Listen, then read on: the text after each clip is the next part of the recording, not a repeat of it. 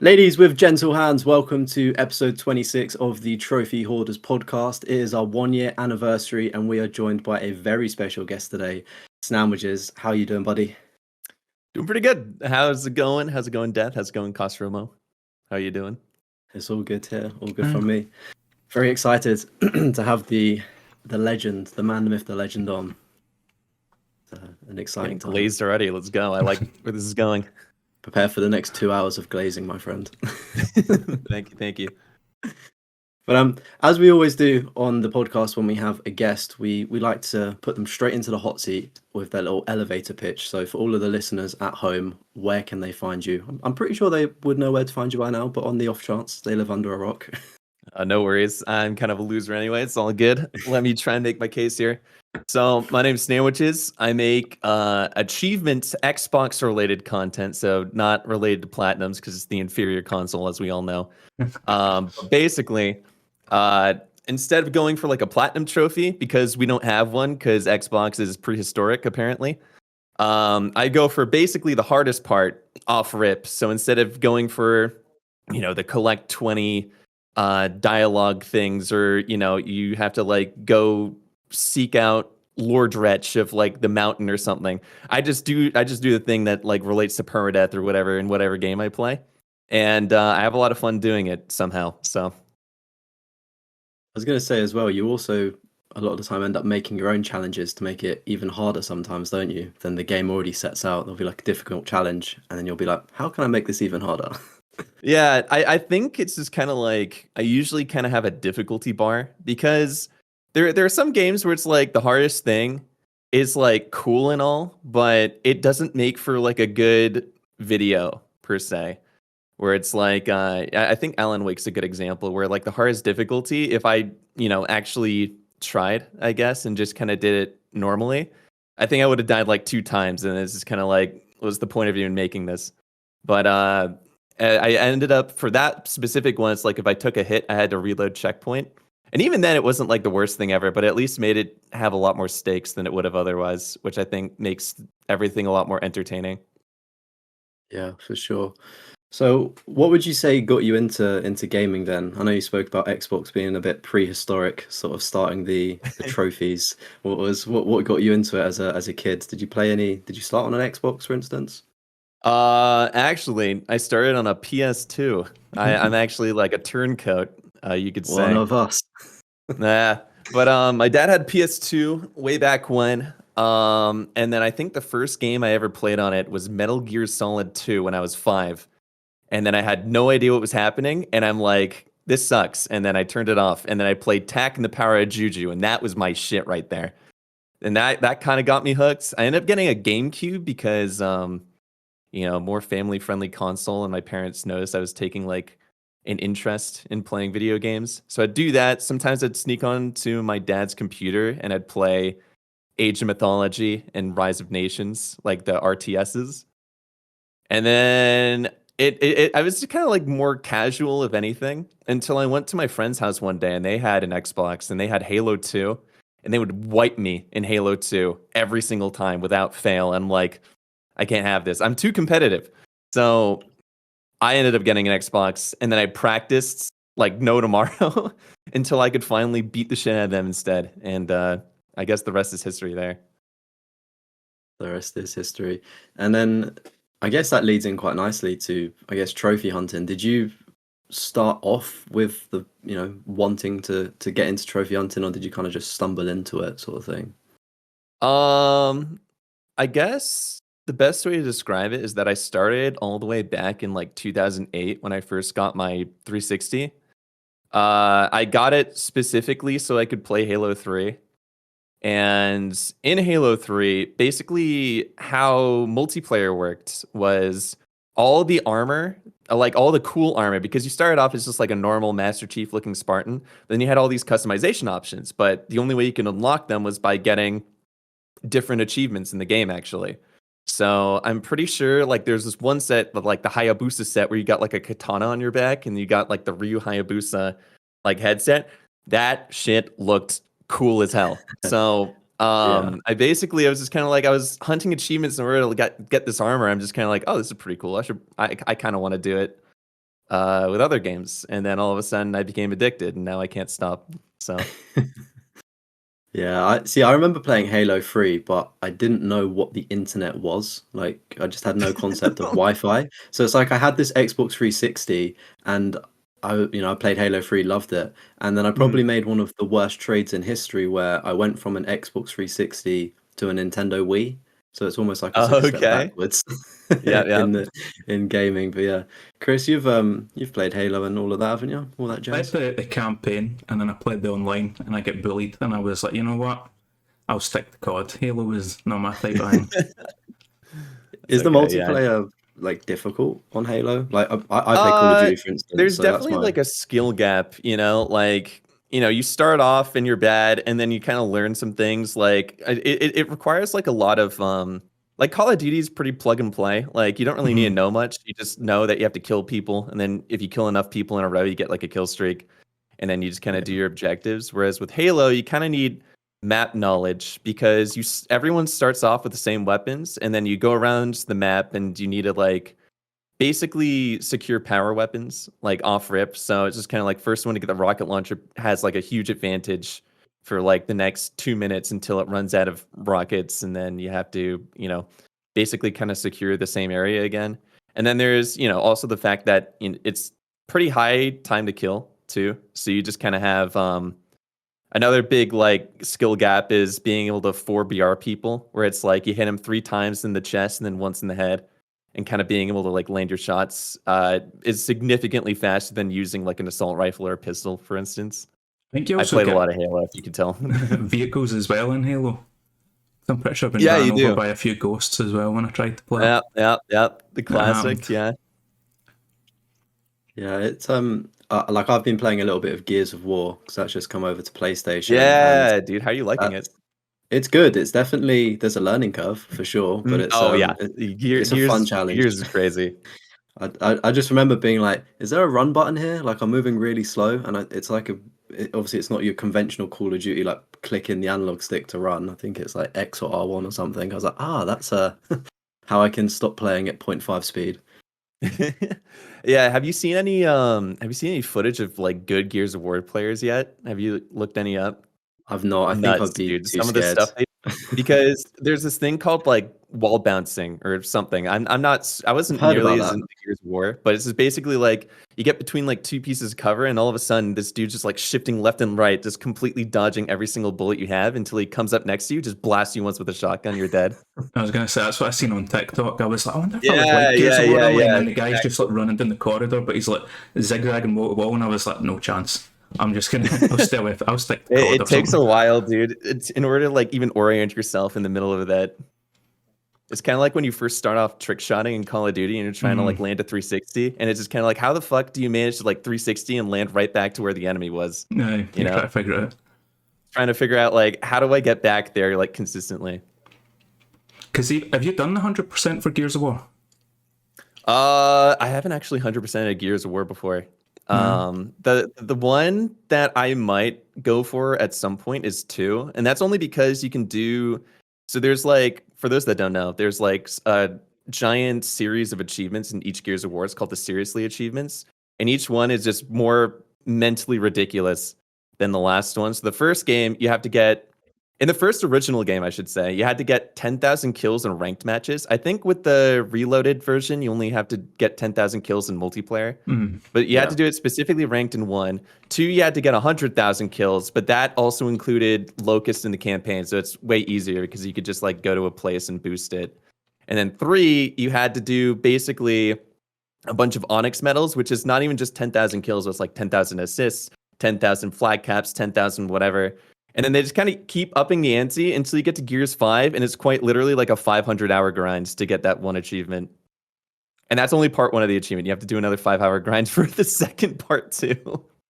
Because I seen that seriously trophy, and I was like, it just totally put me off even attempting it. Because I've been watching Merlinated stream it on Twitch, and he's been playing it since it came out, the like remastered version, and I think he's at like 3,500 somewhere in that ballpark. And I'm like, mate, the time it would take for that one achievement, it's just too much. Too much for me. I think it gets to a point where it's just like, you know what? I think my time is like better spent elsewhere. Yeah, there's something else I can do. Yeah, it's weird though because I'm kind of in the mood for a multiplayer game like that, sort of Mhm. a throwback, almost like an older Call of Duty, and obviously Gears of War 1 being the eldest. I'm like, is that going to itch that spot? And it's so, but Battlefield 6 is around the corner, so maybe that will sway my Oh, vision. dude, I can't wait for that. Actually, I'm so Yeah. excited. Are you So, gonna? is there? I was gonna say, are you Go on, both Chris. gonna get it at launch then? Battlefield 6. I don't know. I guess we'll see. Because it's mid-October, right? The launch is like 10th. the 6th or the 13th or something. 10th. Okay. Yeah, because there are just so many games that have come out recently that it's just kind of So many. like I'm already juggling so much that it's just I think maybe I'll get it like eventually for sure and just like get my multiplayer fill. But Join in with the Christmas snibs. Get it in. yeah, exactly. What about you, Leon? You gonna get it at launch? I am thinking about it, but it's a similar thing that Snam just mentioned. There's so much stuff that I'm doing and so many games that I'm playing. It's like, do I really want to buy a game and just let it sit there? Like maybe if I wait a month or so, it may go down in a sale. So I'm on the fence. Maybe I'll get FOMO and jump onto it at launch. But yeah, I'll definitely be getting it over Call of Duty this year. Let's say Good man. big thing for me. Solid. What about, So what? I was gonna say, what's the last COD you played, Snam? Because you used to play. You done like the COD 4 video and stuff like that. Yeah, I don't know. I'm trying to think because I used to be really into Call of Duty before I went to college. So that was like in 2015. What was the last Call of Duty that came out? It was probably I think the last Call of Duty I was really into was Advanced Warfare, and then I just didn't like the exosuit very much. So then Yeah, I I was just hated kind of like, eh.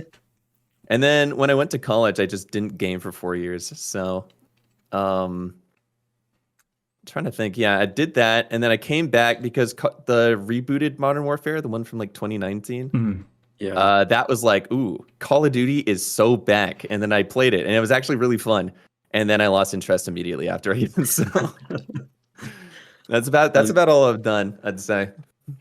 Yeah, I was gonna say at least you've not tainted your account with what is it now, the COD HQ, where it's every Yeah, game is now they separated loaded the as. list now, though. Is it? See, on PlayStation, I think it's still joined as one, but we do get separate lists for them. Is it the same on Xbox? Like, do you still have It's the one, or is it actually split all of them now? it's actually weird because I'm pretty sure it's like it still has the one, but I don't know if you can actually play them on COD HQ anymore. I haven't touched He's not COD gonna HQ, get I'm in not gonna lie to you. Yeah.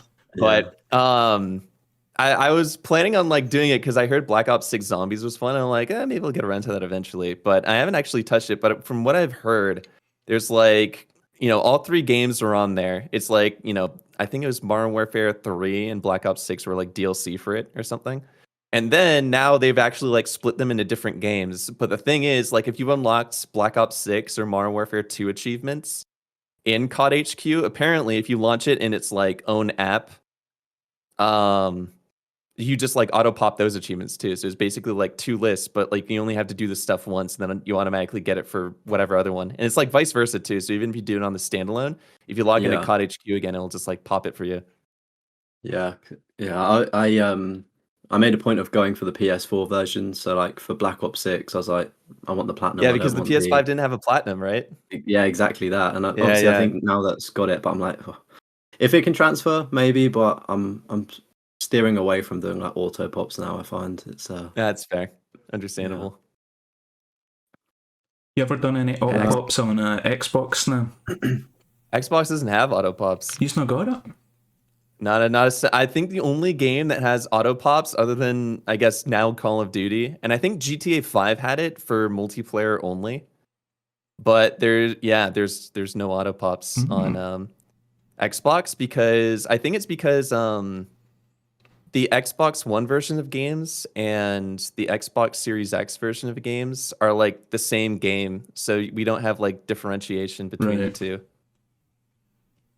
I forgot because it's different on Xbox. Because even on like the game cases, I think it says that as well, doesn't it? It's like Xbox One, Xbox Series X, whatever it is. Yeah. But yeah, I don't get the free gamer score, which is unfortunate because I totally would have taken advantage of it. I have no shame. See, that's the one thing with the gamer score is it's kind of hard for me to gauge sort of how many 100% somebody's got off it.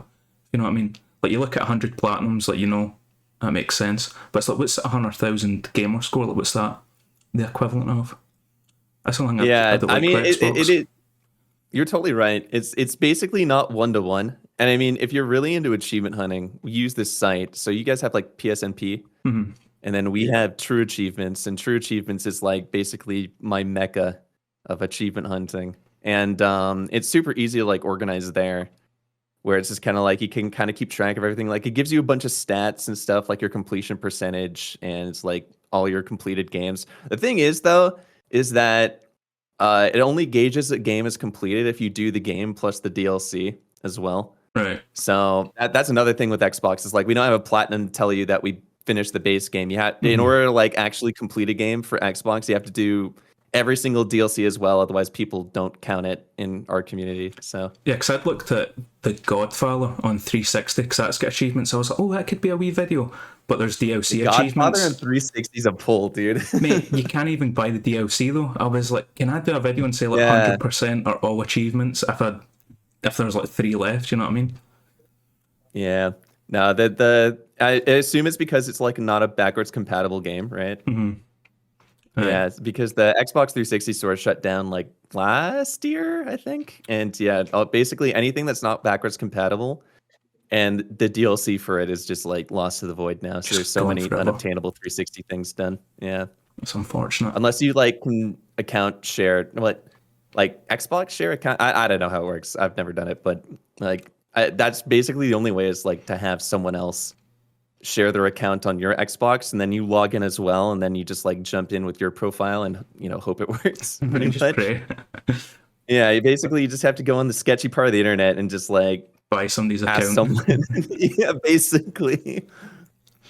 Yeah, because I remember that was that whole thing when the PlayStation 4 came out, and there was that like bit of marketing where it was like game share, and then they just passed the copy of the box over. Like, Don't remind me of that. That was the darkest day of my Xbox fan life. Oh my god. yeah, just going back onto the 360 store being shut down, I'm surprised they went ahead with it, because obviously the PlayStation 3 store's still up, and you know, I think PlayStation users kind of threw their toys out of the pram when they were talking about shutting it down, and they just sort of backtracked on it. So I'm surprised, you know, Microsoft listened to the community and, you know, kept it up. But yeah, I guess it's been going a bit longer, maybe, hasn't it? So Yeah, I don't know. I mean, I assume PlayStation's going to do the same thing eventually, but I mean, it's Microsoft. They're super corporate, so I'm not surprised that like a probable loss leader was like shut down, you know? I think it's also probably like a lot of the Xbox 360 games you can play on your Xbox One, whereas PS3 you don't get that with the PS4 or the PS5. Dude, backwards compatibility is so goated. Oh my god, it's so Even nice. like And OG the fact Xbox is, games, like my Splinter Cell trilogy that I got for fucking 20 odd year ago, I can still stick it in and play it on the newest Xbox. yeah, it's crazy. Especially crazy because like basically almost every single game that's backwards compatible is also like, and so how backwards compatibility works necessarily is like it emulates the game, right? So you don't have it like downloaded. They have it, you know, in this like super high tech emulator, so they can do things like FPS boosts. So it's like, I did a video on Fear, like the first Fear game recently.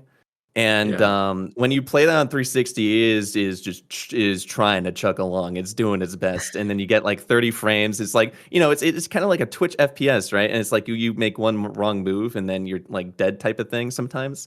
So it's just kind of like, oh man, this sucks to play. But if you play it on Series X, because it's backwards compatible, you get like this smooth, crisp ass 60 FPS the entire time, and then it just performs really, really well. And it's genuinely like the best way to play 360 games if you can. I think it's Fear the game that's got the pure good enemy AI that you hear about all the time, like in YouTube video essays. Yeah. It's basically just kind of like that. They kind of, it's really good at simulating them working together, and they actually kind of have like a bunch of strategies that they try to deploy based on the circumstance that they find themselves in, which is way more advanced than anything else at the time. When did it come out? How old is it? 2000. It came out for PC in like 2005, and I think it Damn. got ported to Xbox later that year. Yeah. I need to check it In out. terms of like the advanced AI, is it still advanced in comparison to like today's gaming? So I know at sometimes it feels like we've almost regressed with the amount of effort that goes into games and how silly the AI can be. So Yeah, I wouldn't say. I mean, there's obviously way more advanced things out there now, but I mean, you're kind of right in the sense that there are definitely some games where let's take Mind's Eye for example, and it's just kind of like yeah, even in like 2005, you could program AI better than in 2025 now, apparently. yeah, that was a fun experience. Have you played it? No, I haven't. I want to though. I really do. Yeah, it's have fun with it. I wouldn't recommend it, but have fun. Well, what was your experience like? It was just really bad. Like I was part of a creator program for it as well. So it's like Oh, no shit. they were being really shady with about giving the codes out. Like we completed our quests and then it was like after the launch of the game and none of the creators got codes. And then I was fortunate enough to get mine, but then there's still a bunch of other people that didn't. And then I booted it up and I was like, is this it? Like it was just so choppy. Like it was like Chop City. And I was like, Uh-huh. I've been lied to. This like the trailers and then this. I was generally like just shocked. I was like, I can't believe it because I thought that it might have been good. So yeah, felt scammed. Even though I didn't pay for Yeah. it. Can you No, believe it? it's crazy. I was having a conversation with my stream before about this, but it's just kind of like I vividly remember when Mind's Eye came out. There were like people day one streaming it, and obviously that was just like a giant disaster because like all the flaws were in full display. But then there Oh were a yeah. couple people who instead of like being, sponsored to stream it, had to like be sponsored to make a YouTube video of it. And like the difference between like being sponsored to stream something and being sponsored to make a YouTube video of it is like so night and day because it's way shadier, I think, in order to like make a YouTube video where you edit out the bad stuff and like they can like review all your stuff about what goes in the video and what doesn't, and you just kind of have to be like, hey guys, I played Mind's Eye, it's actually so fun, here's what my experience was like, type thing, compared to like you play it day one in stream, you don't know what it is like going into it type thing, and then it's just a disaster. And obviously you still can't just like trash the game because otherwise you don't like get your commission, but it's like at least a lot more obvious to viewers playing it live, where it's just kind of like the streamers got like literally no flack for it for a good reason too, because it's just kind of like they didn't know what they're getting into. But it's like if you're making a YouTube video about it, it's just kind of like you already know what you got into, and now you're still going through and like pushing this video out to like get paid. Like that's kind of type of Yeah, thing. I don't think I'd be comfortable putting out this is a great game kind of thing. Like I'm always Yeah. honest in the content. I know when it gets to a certain level though, you are very restricted, but I always try and keep. I'll say it how it is, and it may burn a bridge, but it is what it is. At least people see the truth. I think that's the main Yeah, thing. you hold to Just your being principles. honest. Yeah, because I mean, as you said on the stream, like I got into a car and I think I went over a rock and it just slingshotted me in the air, and I was like, oh, brilliant. I know. Okay, but that sounds really funny though. I mean, it was hilarious. Like it was jokes, but it's not what you want. Do you know what I mean? From a yeah, off the yeah, of shelf, course. meant to be perfect. I was going to say, you were driving that car as well and it was moving, but the wheels never moved once the whole time the car was moving. Yeah. Like it is great and it is fun from a comedy perspective, but you just know that the people that have, obviously put a lot of time into this and the marketing people are just like, yeah, you can't put that in a video. Like, it looks bad, even though you may have Yeah. had fun and things like that. But yeah, it's it just felt quite empty as well, the entire game, which is quite surprising. And I feel like when they made the game, they kind of had one foot sort of always ahead of themselves, that they were quite focused on what's to come with like a season pass and the multiplayer sandbox mode. And I was just like, this game, if they want to do well, they need to have a really good campaign, and then you can start adding these good ideas and these, create your own level things. But it's like they're already one foot out the door. So I feel like that's where they may have gone wrong, but I'm not a game dev, so. Fair. I guess on the topic of YouTube and doing sort of videos and streams, what got you into I want to say Twitch and also YouTube because I guess they go hand in hand for you, don't they? So what sort of pretty much. kickstarted you off? I mean, basically, I think what happened is I graduated from college, and I think I mentioned earlier that I just did not play video games Yeah. during there because I was just kind of like, I kind of need to focus, you know, like I have my life ahead of me. I need to make sure that like I'm actually studying and you know, putting my best foot forward. And if I'm just like, you know, playing video games instead of doing my work, then obviously that's not going to help me. So I came back and then I immediately got addicted to video games again because I'm just kind of like, wait, I missed out on this release. I missed out on this release. This is so cool. Wait, these games rock. Why did I ever stop doing this? And it was super fun. And I kind of reignited the passion in myself for games and such. But the thing is that, you know, I'd basically, I'd get up, I'd go to work. And then it's actually really interesting because right when I got out of college, my first job paid me like pennies pretty much. And it was just kind of like I wasn't making as much as I thought I would be coming out of, you know, engineering school pretty much. And then I also was just like, what I was doing in my free time is just playing video games. And it's, you know, obviously it's like my passion. It's how I have fun. But in the back of my mind, I'm just kind of like, I should probably be doing like something else with this, right? So I ended up just being like, you know, I watch a lot of Twitch. I'm like, maybe give this a shot. Maybe see how this goes. So I launched a stream and it was really fun. And I proceeded to like kind of keep doing it. But the problem with Twitch is that you don't grow on Twitch ever if you're a new streamer. Just like what's like there's this no mechanics for like getting yourself out there at all, right? So I streamed for like I want to say 2 years or so. Damn. With like I went from one concurrent viewer, which was just me, to 3 concurrent viewers, which were also all just me on different devices. So that just was not working out. I had a couple people who would like come in, and it's just kind of like I had a very, very, very small community of people, but it's just kind of like, you know, if I wanted to like make something of this, and I really did want to, I was like, you know, I would look up all the YouTube videos. It's like, what do you do to grow on Twitch? It's like, oh, stream in these categories that have like way less people. And it's like, oh, do this and this and this. And like, you know, make sure you have like a good overlay and all this other stuff. I did all that. It does not fucking work. But what does work is fucking TikTok and YouTube in order to grow. You grow off platform. So I'm just kind of like, okay, here's what I'm going to do. In like 2022, I'm like, I'm going to lock in. I'm going to make some YouTube content. I'm going to really try my hand at this for like a year. And if it doesn't work out, then it's just like, whatever. I'll still stream occasionally because I'm still having fun talking to people.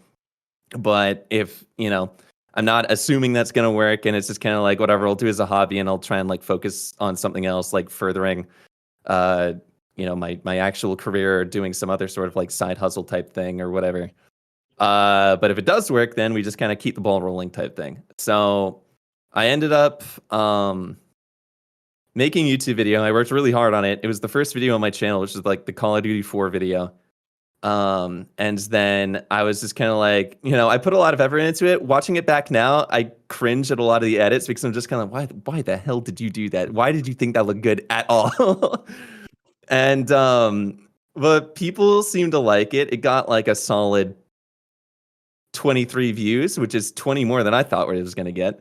But that was pretty rad. And I'm just kind of like, okay, we just got to kind of keep going, right? But the moment I posted that video, I think the next day, I got recommended a video from friend of the channel, Nick AR. And then basically I saw he was like doing a video of kind of like the same thing, but with PlayStation stuff. And I'm just kind of like, oh, that's cool. He has like 5,000 subscribers. Maybe I can get there one day type thing. And so I was working hard on the next video. Basically, I was doing like smaller challenges because it was like a lot more, what's the word? It was a lot more, not palatable. It was a lot, English is not my first language. It's gibberish. My apologies. But basically, it was just kind of like I had a lot on my plate at the time, and it made it a lot easier to kind of do like smaller videos first. And then I worked on like Titanfall 2. And then I posted Titanfall 2, and I'm like, no, this is my greatest creation. and then it got 40 views. I'm like, this is fucking awesome. I'll be at like 50 subscribers in no time type thing. And then I check on how Nick's doing, and then Nick's at like 50,000 subs all of a sudden. I'm like, what the hell? What just happened? So I was just kind of like, wait, hold on, no, this could totally work. What did this guy do in order to like grow, right? I think that's kind of like what helps me kickstart my channel, I guess, so quickly or comparatively, is because I was very into kind of solving this whole puzzle type thing. I was like dissecting what creators I really, really liked and what was really, really working.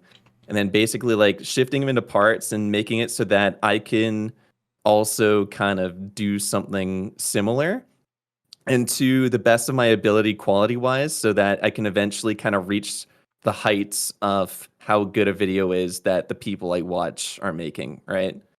I think Nick was easily like the closest creator that was doing what I wanted to do, which was just based around achievements. Because basically how it worked before is that for like the 2 years where I was seeing no growth on Twitch, I was just trying a bunch of other things that people, on the internet recommended to grow, but I wasn't doing what I really, really liked, which was achievement hunting pretty much, right? So I kind of wanted to base my entire like YouTube around that, right? Because that's just what I wanted to do, because I'd been doing it for 12 years at that point, and I'm just kind of like, I want to keep doing it. If I can make like videos around it and just like keep doing this instead of keep doing something I don't want to do in order to like grow, it's like a lot better. So I ended up like, I saw the first video on Nick's channel that first popped off was like doing the, I've been trophy hunting forever, here's the trophies I had. And I was just kind of like, oh, that's genius, I should do that too.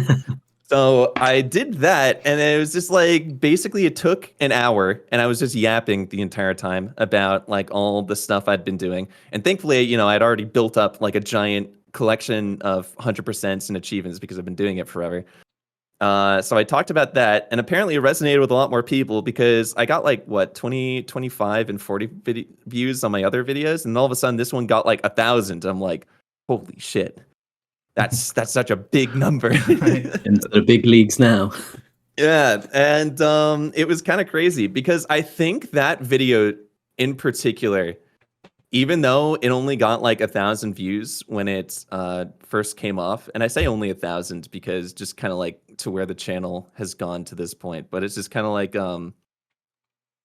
I think it brought in a good core base of people so that when I put out the next video, which was like my Dead Space 2 one, I already had like a small, little group of new viewers that I guess were just kind of like, oh, achievement hunting content. I already like that. And then when I put out the Dead Space 2 video, it just like immediately got like 300 views and stupid watch time. And at that point, all of a sudden, it just kind of like blew up over like the next 2 weeks. Like all of a sudden, I honestly couldn't believe what I was seeing on my like YouTube studio because it was kind of surreal to me. But basically, it just kind of like went from like 200 views to like 1,000 views, like 5,000 views, to like 20,000 views after a week, and then all of a sudden, it just like exponentially went up to like 200K after like 2 weeks, and it was like insane. But I was just kind of like, okay, what can I do? What can I do to capitalize on this? Pretty much, like immediately, I'm just kind of like, okay, another horror game, Resident Evil 2, and then I put that one out, and then that one did just as well. I'm like, holy shit. And then that's kind of, I guess, how it got I got very, very lucky, I think I would say. Like, I managed to, like, because achievement hunting, had been, like, pretty dead as, like, a niche until that point. Like, you kind of had, Achievement Hunter and Rooster Teeth and stuff, and then it just kind of dipped, and then you only really had guides. And then it just so happens that the exact time I wanted to do achievement hunting stuff, it just so happened that there was like some sort of renaissance going on where it's like there were a lot of people posting like trophy stuff too. And I was able to kind of like ride the wave very much upwards in order to kind of get a lot of early success. And ever since then, I've just kind of been trying to make better videos in order to like grow even more, pretty much. Because that Dead Space video was the first I seen of yours, and I seen Stray Dog. He done like a Dead Rising video.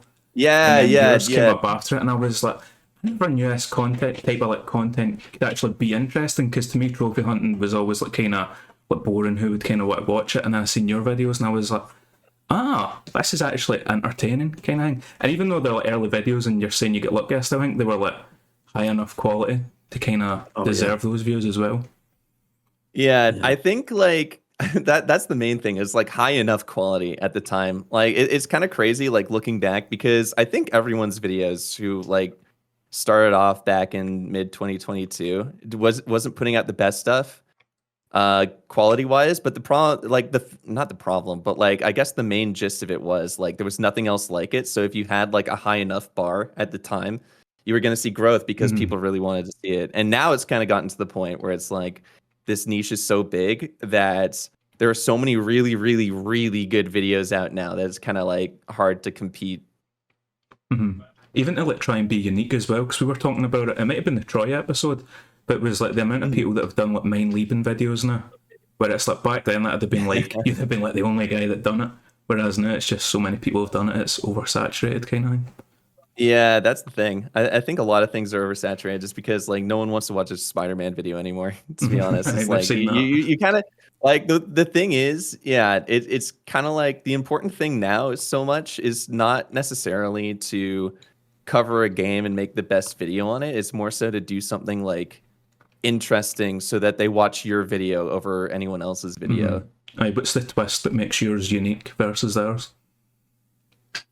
I think yeah, pretty much. Yeah. I was just going to say, like, I wanted to circle back on something that you said earlier, Snam, in the sense of you was, watching Nick's stuff, when you're first starting out to see, how can I work out this puzzle? Have you thought about it now that you are now in a position where smaller creators are looking up to you, they are watching your videos and they're like, right, how can we make videos on Snam's level sort of thing? Have you thought about that before?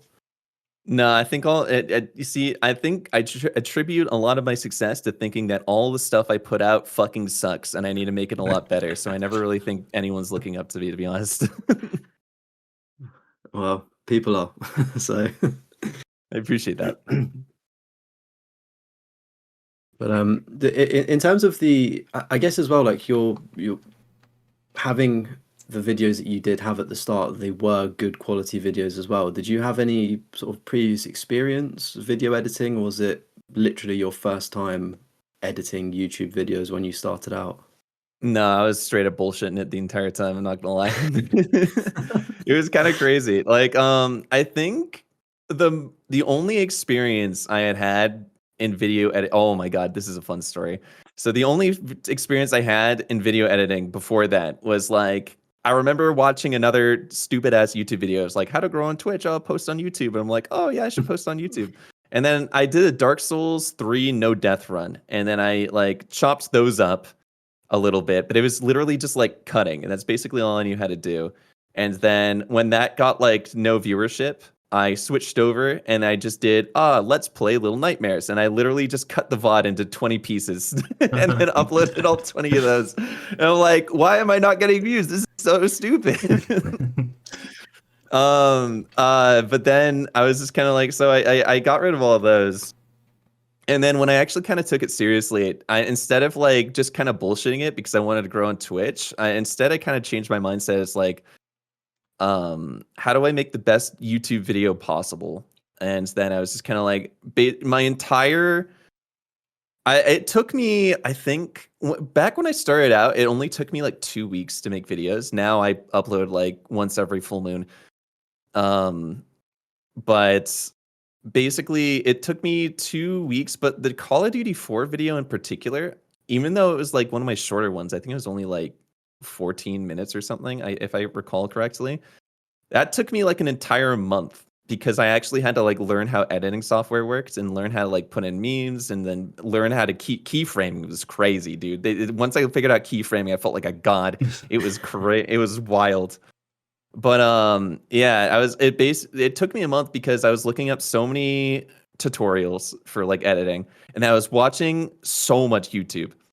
I was watching a lot of people that I wanted to make YouTube videos like I watched Nick's content, Well, I think that came after because I watched Nick after a couple of my videos. But I watched Nick's stuff, and then I think it was like Doug, and then Martin Cito Pants is another one that I really looked up to watching. And I watched a lot of like Ludwig videos too.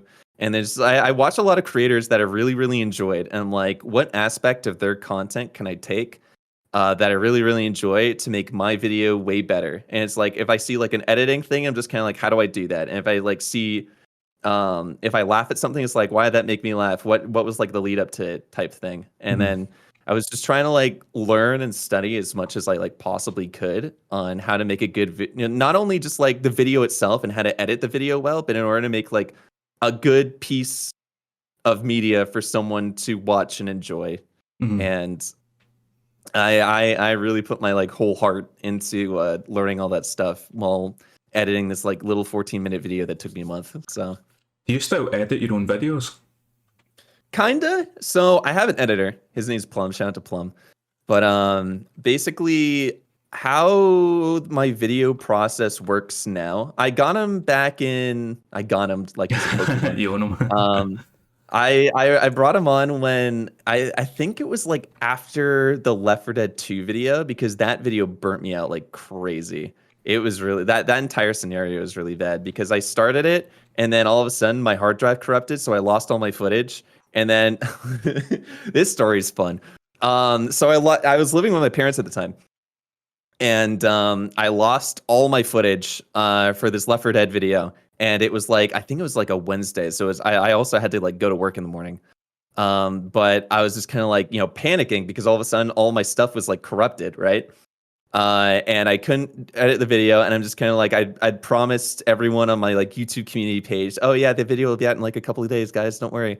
But now like literally I had no way of getting this footage back. And I was just kind of like, I was like planning, I was like, okay, so the last VOD is still on Twitch. I can download that and I'll just like do Dark Carnival. But it's like, dude, all this work's gone. And I'm going to have to take like another week and a half in order to like fix everything and like reframe everything. Until I like looked up online, right? So, basically it was only like the Left 4 Dead 2 folder that was corrupted. So I looked up how to uncorrupt a folder, or how do I get rid of this like corruption on my folder. And I went to good old Google, and Google's like, oh yeah, if you just do this right on your whatever, right, it's like a bunch of settings where you like right click a lot. It should basically get rid of the corruption on your folder, and you can also like download this program. And I'm like, okay, cool. So I download the program, I do this, right? It's like, would you like to get rid of the corruption on your Left 4 Dead footage? And I'm like, yes, please. That's why I'm here. Thank you. That'd be so nice. And then I click okay, and the folders are deleted. It's like, we have gotten rid of the corruption. I'm like, no, this is the wrong way. So, oh my God. And then I look up another thing. It's like, how do I recover footage that I deleted forever on my hard drive? Because apparently it doesn't like immediately go away. Thank God. So I was like looking this up. It's like, oh yeah, you can use this like Filmora Wondershare thing that you can like use to recover like accidentally deleted things from your hard drive that it didn't go in the recycling bin or whatever. And then I'm like, okay, cool, awesome. And then I click on it. It's like, let me download this. And then it's like, oh yeah, by the way, you have to give us a $80 a month subscription in order to like use our products. I'm like, fuck you. And then I click buy. And then I go, but then the footage is way too big. So I have to like wake up my dad, who's like sleeping downstairs at 3 a.m. on a work night. And I'm like, hey, do you have a big enough hard drive to like contain 500 gigabytes worth of files? And he's like, yeah. He gives me this big ass hard drive, and I literally pull an all-nighter trying to like recover this footage. I have to go to work the next morning, and I managed to get it back. And then I was like freaking out because basically I'm like, I'm fucked. I had this like 2-week schedule going on. It's been a month. No one's gonna want to watch this video because I'm no longer in like their minds anymore. I'm a has-been now. And then that ended up being like the best video I've ever done view-wise. So I mean, apparently that didn't happen. But rounding back to the original question, that burnt me the fuck out. I was so scared the entire time. I thought everyone was gonna hate this fucking video. So I'm just kind of like, I need help. And then I brought him on. And basically how it works is like, I find all the clips. I write the entire script. I record the voiceover. I send it over to him. Basically, he kind of does like a rough draft edit of it, where he cuts together everything. He adds in like the B-roll. He adds in like editing notes that I say. It's like, oh, this would be kind of funny if you like put this here. He kind of does his own thing to it a little bit too. He adds in the music, and then he sends the entire project back to me, and I spend another like 25 to 30 hours fucking with it until I think it's good enough. Nice. So you just kind of like clean it up a wee bit and that's it sorted.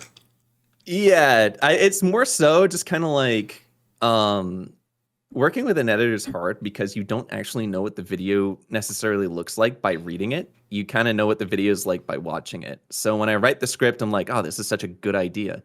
And it's like, oh, this will hit really hard right here. It's like, oh, this will be like the perfect track for this. And then I send it over, and then he sends it back, and I'm just kind of like, what the fuck was I thinking? So a lot of it, I literally like, because I'm like way too much of a perfectionist, I meticulously go through it and change everything pretty much. So basically it kind of comes down to like, I keep some of his music. I keep basically all his edits because the edits are hilarious. I 1 point to me on that one. But, and then like I change around the pacing, and like sometimes I switch out clips, and I do a lot of stuff. So I do have a hand in the editing, but I don't have to do a lot of the boring part. I have to do a lot of the stressful part, pretty much. That's the general gist of it. Which part would you rather do, the boring bit or the stressful bit? Dude, I don't know. That's a good question, because there are also times where it's like if I have too much going on, sometimes I'll send him like half of it, and I'll do the other half just completely by myself. And the boring bits are like really boring, but the entire time I'm just kind of like, oh, I have plenty of time to get this done, right? And then I get to the part where I actually have to like go through and like finalize everything and make sure the pacing is good and everything flows well together. I'm just want to die, but at the same time I'm like seeing everything come together, and I'm like laughing at my own jokes. I'm like, that's pretty cool.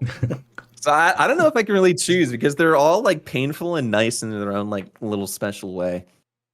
Yeah, it's weird. You go through it, you're like, I'm never doing this again. I hate it. I'm never doing it. And then it's like you do it and you're like, oh my god, let me do it again. Like, yeah, exactly. When you're talking about working with an editor, is there anybody like collab wise you'd like to work with, like other creators kind of? Because your Dead Rising 2 video with Ray, mate, that might be one of my favourite of your videos that you've done. Oh yeah, thank you. I don't know, to be honest. I was thinking about that question, and I mean, I think like I really enjoy doing stuff by myself, but I think it'd be really fun to just like play games with other content creators, to be honest. Maybe not necessarily even like make a video about it, but I think if I had to choose like one particular person to do that with, it's a lot, because it's like you kind of have to figure out if you have chemistry with this person too, in the sense that you can like bounce off each other and do jokes. And it's just, I'm thinking of, I would think of content creators that I guess share my sense of humor, but maybe are kind of like a foil to it too. But that's way too complicated. So my answer to that would be like Northern Lion or Doug or something, to be honest. I just kind of like look up to their humor a lot, and I think it'd just be fun to like dick around with them at some point. Yeah, I'm sure it's been spoken into the universe. I'm sure it's going to now happen by magic. I hope so. We'll see how it goes. But I mean, just on the continuing with this YouTube theme and also Twitch here, what are sort of like your goals now moving forward? Sort of, have you got small goals that you're working towards? Have you got a big goal at the end? Like, what is it? Or you just try and make a video better than the last one because that one sucked? Like, what? It's definitely like a lot of the latter too. Like I would love to just keep improving my videos overall, and just kind of making the best videos I can. But in terms of like other goals, it would be really, really nice if I get to like, I guess, a viewer floor place similar to like an even bigger creator. Like, I don't know. It's in the sense like I really enjoy my like little bubble and not being, I guess, quote unquote, too famous, because that seems like a hassle. I would love to just kind of be in my own like little niche corner or whatever. But at the same time, it would be amazing to have like a viewer floor like someone like Markiplier or PewDiePie or the Rad Brad, where it's like whatever you put out, you can just be dicking around having fun with the game, and then people will watch it. And I'm just kind of like, that must rule.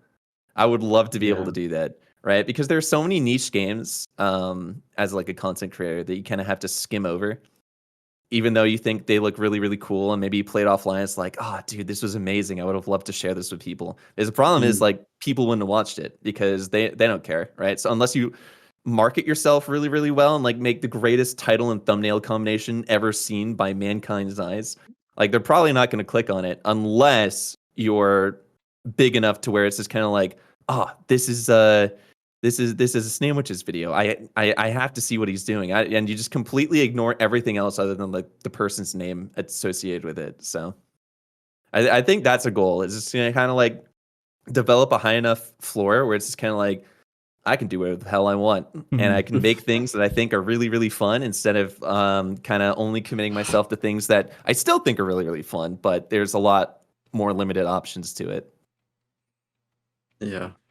I think that's one of the good things about you, because in terms of like your streams and stuff, you're Snamwiches, you're pretty big, we can say. But like you're from being there in the early days, and you're obviously you interact with a live chat, and I think that's one of the things that I've tried to take into my streaming is, how much you interact with the chat, because sometimes I watch streamers and they just don't interact at all, and it's sort of seeing you do that at the start, but then joining a stream this week, for instance, and it's exactly the same. You're just so hot on it with your live chat and so interactive. I think that's one of the greatest things, and I think that's a fear with YouTubers when you see them grow is, they get too big and it's like, oh, they're not going to have time to see the chat. But I generally think you would do, because you've been there and I've seen the stages. If that makes sense.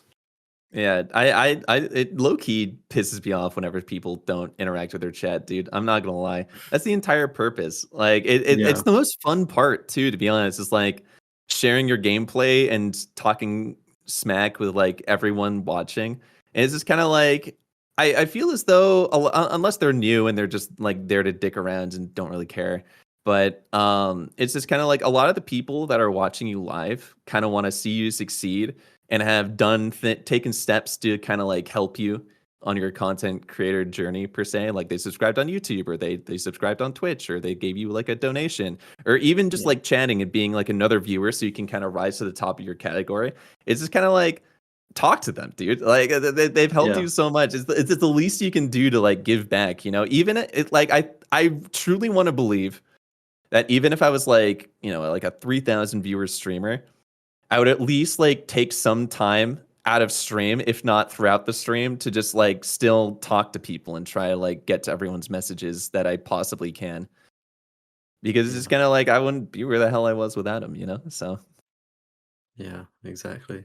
Have you I mean, speaking of the live chat, could be the live chat or even YouTube comments, have you received any funny hate messages, should we say? We always ask our guests if there's been anything that they've received that's funny, that sticks out. I feel like Snam's such a nice guy, wouldn't he get any hate messages? I know, Yeah, dude. true. It's I don't think I have anything, to be honest. Just Glaze Central. Yeah, I mean, what can I say? But yeah, it's I nothing really like occasionally I'll get like a negative comments, I guess. I mean, some of the I think the most negative stuff I've really ever gotten that has actually like stuck with me has been like actual constructive criticism. Like I think I got a comment on my VOD channel one time where it's like, hey, I hate it when people like talk over, cutscenes and just like miss an entire like piece of the story. And then I just kind of like read that. I'm just kind of like, obviously it's just kind of like, I guess it can be categorized as like hateful in a sense. It's just kind of like, this fucking guy. And I'm just kind of like, you know what? You're actually so right. I need to learn to shut up during some of these important moments, because I used to just like read chat because it's like I wasn't doing anything gameplay wise. So I'm just kind of like, oh, now I can finally like look over and interact with everyone. But I can see like in retrospect, especially in like a VOD, where people are like probably watching, obviously not to interact with me, but to like see how I react to things in the game. It's super annoying. And I'm just kind of like, you know what? Yeah, you're so right. I mean, I'm not gonna lie to you. So it hasn't been too bad, to be honest. I don't know. I never get to use that part of the Discord where it's like the Hall of Shame or whatever, where it's just kind of like everyone's like ragging on whoever decides to post that day. I'm like, damn, dude, where do you find these people? I think the Xbox people must just be nicer. I think that's what it is. That's crazy too, because I played Modern Warfare 2 back in 2009, and they were really not that nice. I'm telling you that for sure. It's character building, isn't it? Some of the stuff. I know. Apparently, everyone grew up. But how are you managing then YouTube alongside your work and your personal life? Has it been quite a shift in that, or have you always sort of maintained a good schedule and good practice? It's not really, it's just continued to be balanced, should we say? It used to be pretty bad, to be honest. It still is kind of bad. Like I mean, basically, for those that don't know, I still have a full-time job. I do my engineering job. I'm a mechanical engineer. And basically I have to get up at 6 a.m. every weekday morning. I take an hour commute to get to work. I work for 8 hours. I take an hour commute to get back. And then I usually am just kind of like, I'm already behind on the video. So I end up either A, streaming, or B, like working on video stuff. And then occasionally I'll kind of like take a little bit of a break for a day. But it didn't even used to be like that either. It used to be like a lot worse. Back when I first started, I had in my head that it's just like, if I don't post every 2 weeks and keep to that schedule, people are not going to care about me anymore. So I really just kind of like, it literally used to be go to work, get home, work on video, sleep, and then wake up, work on video, sleep. And then even then, like once my quality started to go up, it's really funny because when you learn editing, you're just kind of like, oh, once I get better at editing, everything's going to go like so much faster. It's like, it takes me 3 days to do this video. Now it'll only take me 2 once I like get used to keyframes and get all my presets and stuff. But then you realize you can do so much more. So the editing actually takes longer. And then it starts taking 5 days and 7 days to do the same thing. But the problem is now you've added in this really cool sound effect that improves the entire thing significantly. And then it just takes even longer. And then all of a sudden I'm sacrificing sleep. Like I'm going like 5-6 hours every day. I'm waking up tired as hell. And then it's just like, I'm so dead, dude. I think that's what kind of contributed to the whole Left 4 Dead 2 burnout that I was talking about earlier too. That caused me to get an editor in the first place. But I think a combination of that plus just the fact that I wanted to actually play video games for fun again at some point, like play some stuff offline and not for content. I've gotten a lot better at kind of managing everything. So now videos take longer and everyone's really sad about this. I feel really bad because I definitely take way too long sometimes to upload. Like I think this most recent video I put out was the Gears 5 one that took like 6 weeks. But you can't rush greatness though. That's the thing. Like it takes time, doesn't it? Yeah. Maybe next time I'll actually provide the greatness too, hopefully. But yeah, I think after I burnt out a couple times, like a couple different times to be honest, I've burnt out a lot. I've gotten a lot better at kind of like doing work-life balance in a sense where it's just kind of like I kind of provide myself some time like every other day where I can just like chill and not have to worry about it. And I think that's made, my stress significantly better, which is nice. So now I just kind of have like at least like a few hours every couple days to like hang out with my girlfriends or play games by myself. I just finally finished completing the Oblivion remaster after like 4 months of just grinding away at that because it took so long. I can't do long games anymore either now because it's just kind of like with how my schedule works and how my free time works, it's just like if I were to do something like Persona 5, I think it would take me the entire year and I think I would rather die. So yeah, it's definitely been getting better, I think, but that's kind of at the cost of not being able to upload as much. So I'm trying to figure out that. That's kind of like my next conundrum, to be honest, because I'm just kind of like, how can I upload more frequently while maintaining my quality, and also not wanting to just like bash my head against a wall and not sleep. So I'm figuring that out, and hopefully I'm coming up with a solution. So that's the general thing of that, yeah. So are you Obviously, you just mentioned about your girlfriend there. Are you open with sort of, I know you spoke earlier about the hard drive situation with your dad, so I guess you're quite open with YouTube, with friends, family, or work. Are you open with work about it, sort of thing, or is it something you don't I guess advertise so. too I much? mean, I talk about these people, but I don't think a single one of them. My parents' voices have appeared in a video. But my girlfriend doesn't like being on stream, so she never pops in. And then I don't live with my folks anymore, and they haven't been on stream before, and they probably wouldn't have wanted to either. So they're not there. I'm very open about talking about, I guess, like things going on, but I never really like make them a part of stream in a sense. And then with work, I'm just kind of like, I would rather no one know, to be honest. I'd rather just like, I keep it to friends and family. Like I talk about YouTube with them all the time. But when it comes to work, I'm just kind of like, yeah, they don't even know. I don't really Yeah. care. Because that was another good video as well, the Atomfall, the one where your mum done the ad read for you. That's the one. What would you say is your favourite video that you've done then? My favorite video ever? That's a good question. I think my favorite video I've ever made is probably, I guess I have two answers to that. My favorite video ever made from like an emotion standpoint, I guess, is the Alien Isolation one. One, because that's still to this day, like literally the hardest video game thing I've ever done, in the sense that I was just kind of like, there were certain points during those like 7 months where I was like doing attempts where I was like, this is impossible. I'm literally never gonna do it. And I don't think any other game has ever made me feel that way. But I just kind of like, I had that one on the back burner for a while. I planned out like an entire outline like months beforehand, and I would like work on bits and pieces of it as I was working on like other videos.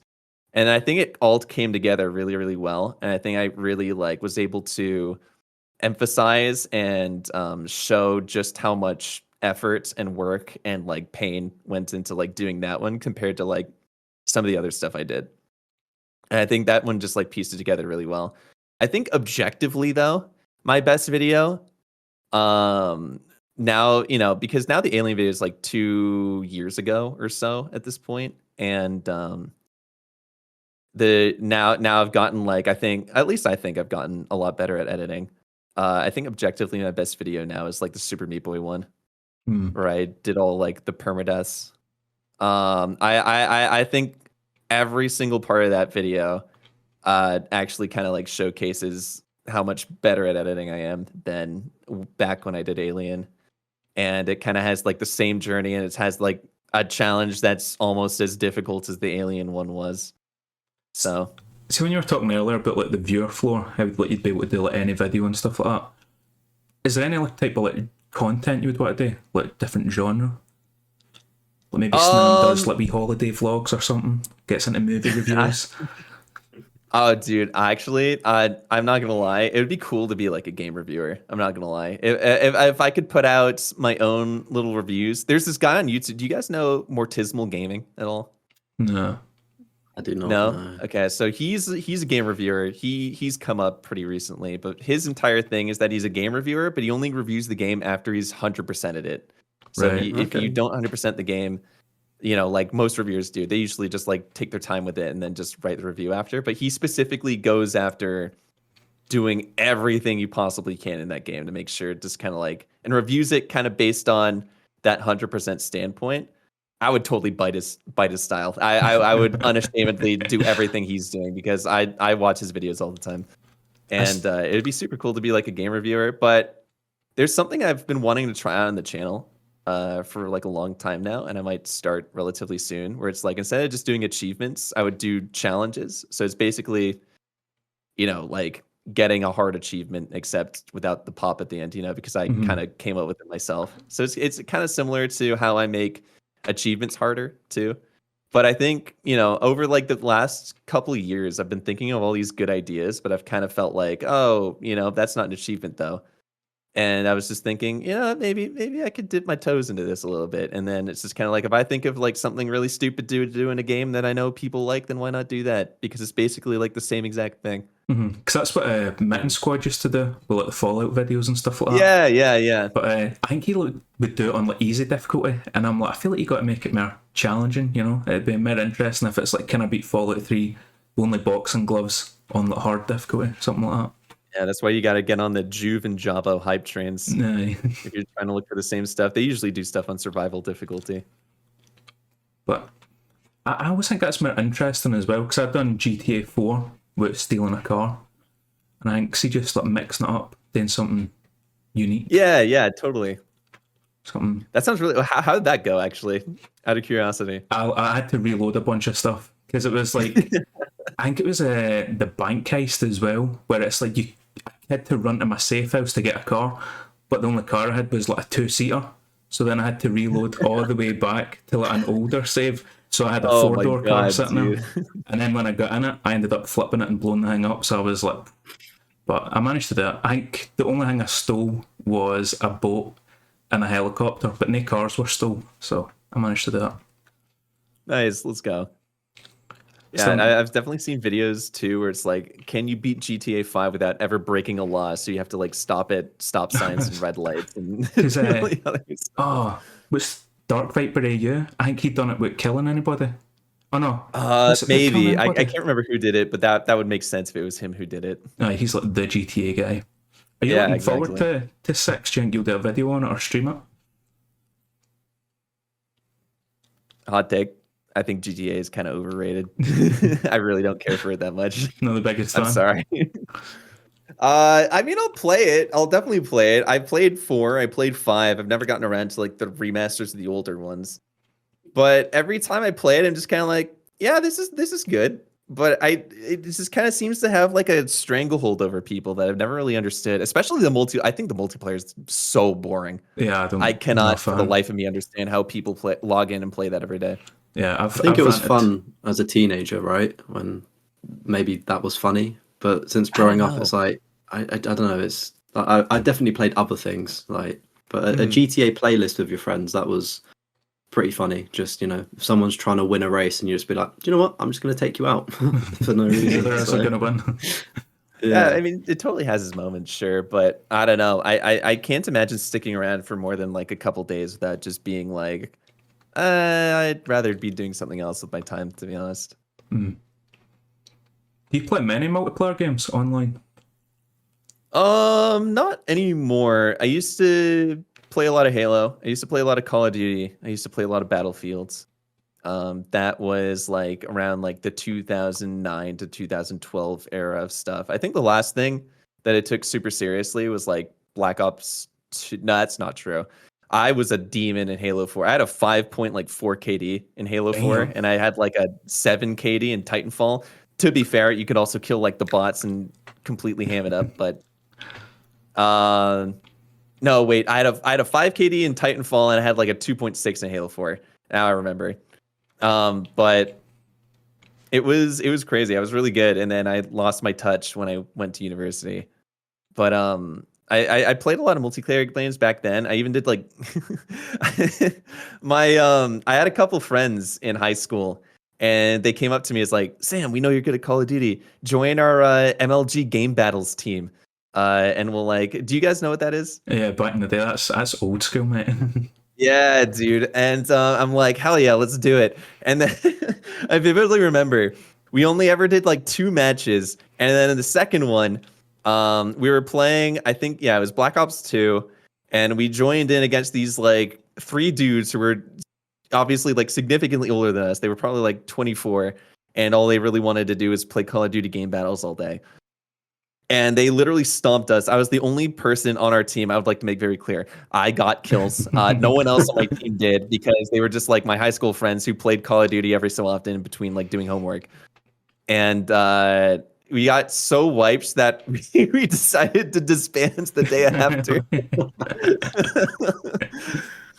So I still played a lot of Call of Duty, but I never really took it that competitively anymore after that.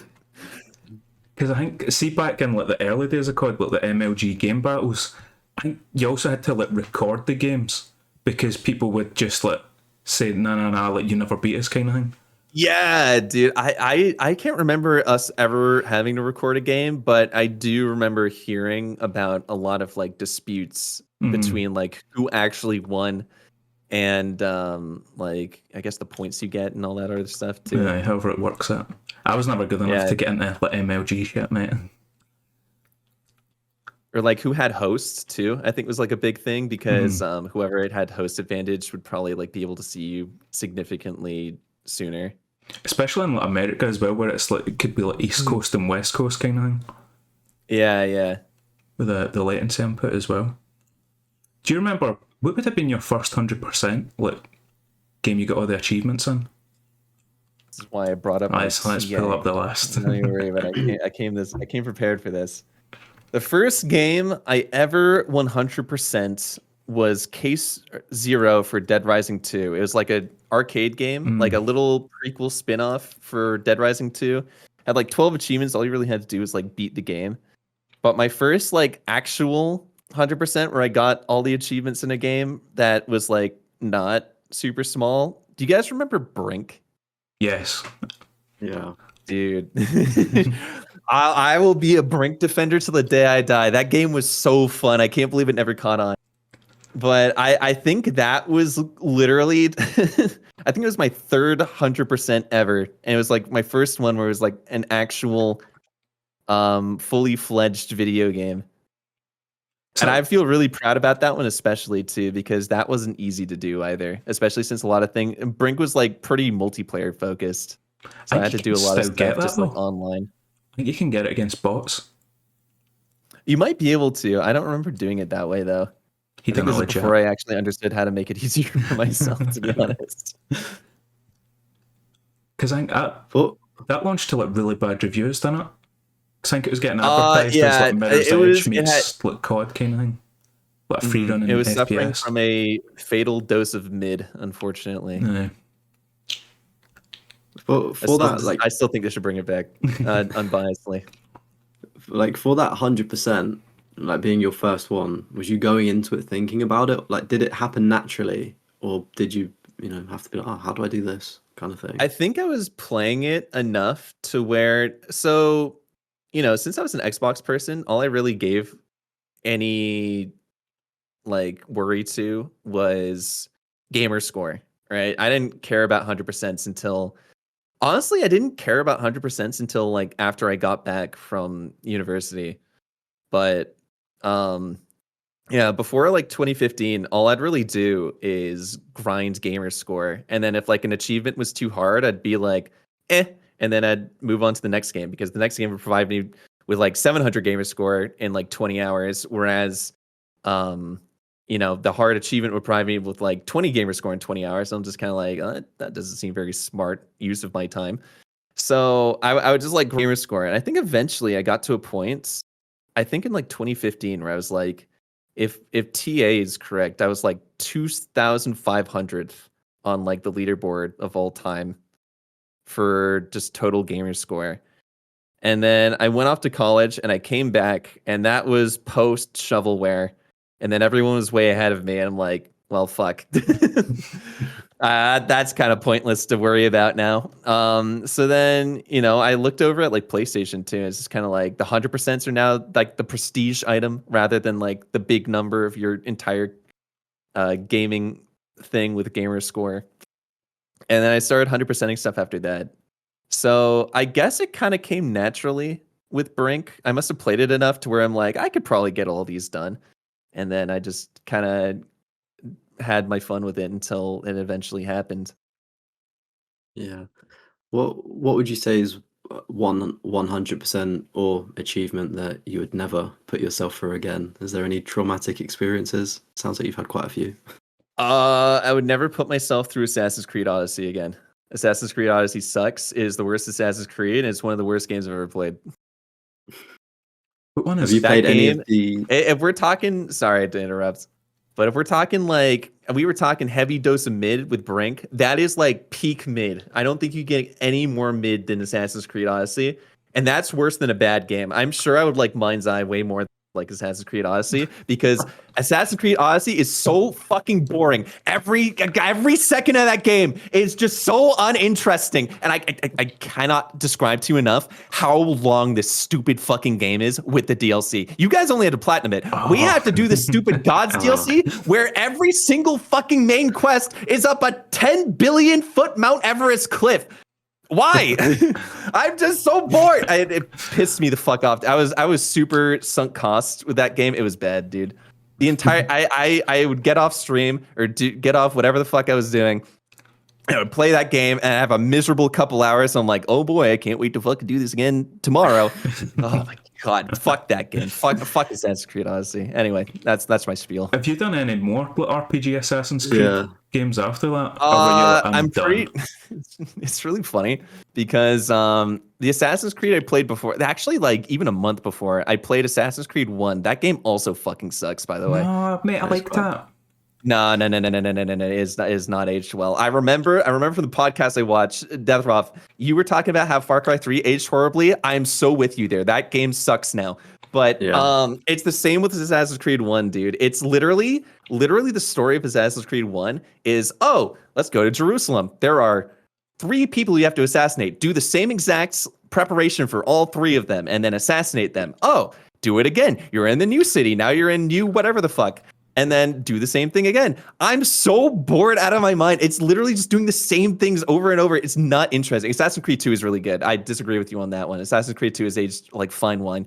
But Assassin's Creed 1 sucks. The collecting flags sucks. Oh, that was and then I went into Odyssey because I'm like, I want to play a good Assassin's Creed. And that was somehow worse. So I've not touched an Assassin's Creed game ever since. And I don't know if I will for a long time, to be honest. I heard Valhalla's really good. Yeah, it's a good one, buddy. You try. I appreciate the attempt. Yeah.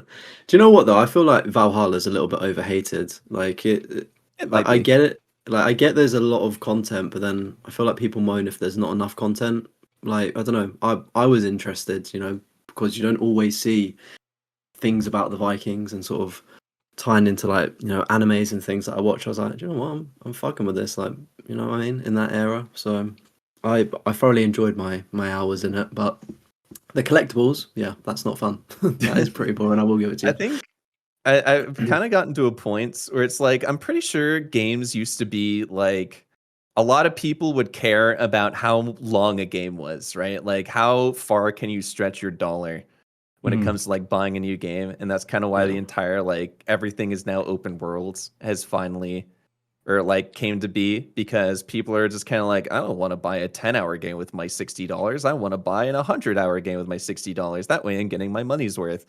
But I think it's finally gotten to the point, thank goodness, where people are starting to realize that like a really, really densely packed, interesting 15-hour game is so much of a better use of your time and money than something like Assassin's Creed Odyssey, where it's like the game is long and there's so much to do, but everything you do is just pointless and does not provide you with like any heightened sense of joy. Yeah, I kind of felt that way. See, I've never played Resident Evil 4, so my first experience was the remake, and I was just shocked how much content was in it, if that made sense. I was like, this game came out like so long ago and it's got this many missions. I was like what? Like they don't make games like they used to, arguably, in terms of, I was just saying, that almost soulless content. Like, it's either really short and maybe okay, or it's just extremely long and not much to it. And I was like, I'd love to see a new game similar to Resident Evil in terms of like, it's just literally a single player game, but it's well thought out and it has a lot of missions in it. Yeah, totally. I know that there definitely have been like, or some really, really good shorter games that have come out somewhat recently, to be honest. Snamwiches the Deep, that was a really good game. And that's, I can't remember the Scottish that one, was. Right? Yeah, mate. I might be a bit biased. I might be a bit biased. I heard that was super fun. I need to get around to playing it. It's on Game Pass too. So lucky. The DLC came out as well. I don't know if that'll be on Game Pass. No, they never usually do DLC. No, you need to buy it. That's the other thing with Xbox is like, to get the 100%, you need to buy the DLC. I'm like, don't know about that. But there was something I was gonna. There's a question we ask every guest. So, see for like an old game, maybe like a childhood game that you could go and add achievements to.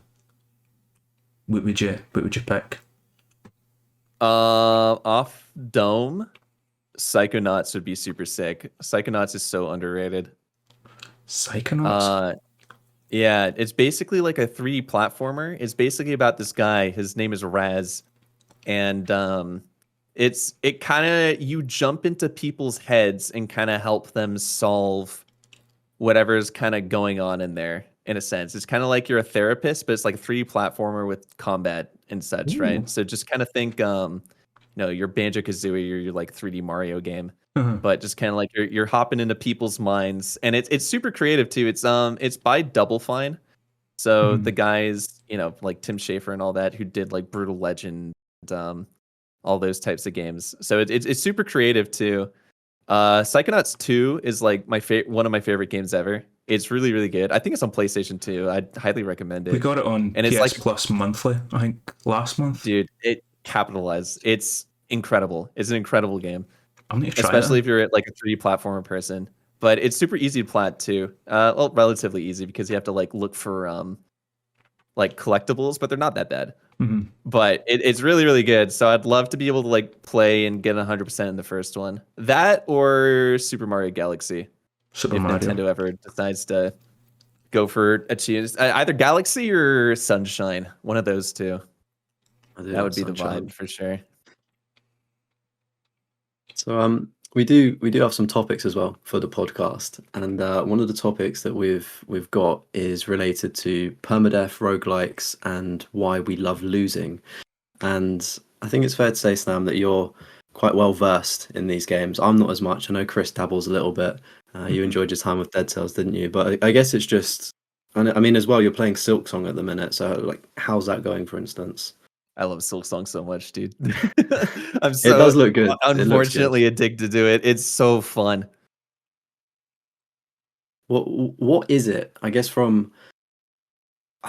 don't really know what my stance is. Maybe it's because I don't like losing potentially, or things like that. It's just that genre of game doesn't really seem to click with me. I've heard that Hollow Knight's a little bit better for maybe engaging that and sparking that reaction. But like, what is it that you love about that genre of game? I think it's just the feeling of like getting better and realizing that you're getting better. I think is kind of like the main thing. It's just like the sicko state of mind where it's like, please hurt me more and more until I can beat you with like my eyes closed type thing. I think it's really cool, especially, I think the thing that really kickstarted it was the prevalence, at least for like this generation of video games, was like, FromSoft and Dark Souls and all that sort of stuff. And it's kind of like, it'll kick you while you're down, but it does it in like a fair enough way where it's like, you can beat us, you just have to like actually get good at the game. And I think it's just like such a rewarding feeling to something is like beating the shit out of you, and then you're like, I'm gonna get back at this guy, and then you finally do, and you're like, you just kind of get filled with that sense of relief and bliss, and it's just kind of like you kind of reflect back in a sense too, and you're just kind of like, I remember this guy like stomping me, and then all of a sudden now I'm able to like roll every single one of his attacks. I parried that guy, I just hit him with like the backslash. It's like you couldn't do that before, and now you've just kind of like learnt and you've gotten better, and you can take on an even harder challenge. And I think it's very satisfying, I'd say, in that regard. Yeah, I think it's just like, for me, it's like the progression where it's like you're slowly you feel like you're banging your head off a wall, and then it's like, yes, like I'm past it. I finally got it done. Yeah. I've not done many like one death run kind of things. Like I still need to do Mein Leben. That's on the list. I've got Pandora tomorrow. I need to beat that. That's got a trophy for beating the game with dying once. And there was something else. Oh, Batman Arkham Origins. So I've got a few of their runs, which the idea of spending like 15 hours and then losing all your progress, I'm not looking forward to. Because you had it with, was it Dead Space 3? Like your first run, you get right to the very end.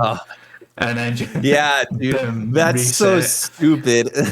Dead Space 3 sucks because, like, with most permadeath things, Usually it's fair enough to where it's just kind of like if you die, it's your fault. It's the problem is like in Dead Space and probably Outlast 2 as well. Also, fuck Outlast 2. I just like to make that very clear. Favorite game, isn't it? Outlast 2 is literally I ragged on Odyssey so much that I forgot to completely shit on Outlast 2 as the worst game ever made. But yeah, basically it's just kind of like, oh, where was I even going with this? Getting reset when you've been so far deep into the game. Yeah. Oh, yeah, Dead Space 3. Sorry, I completely lost track of what I was talking about.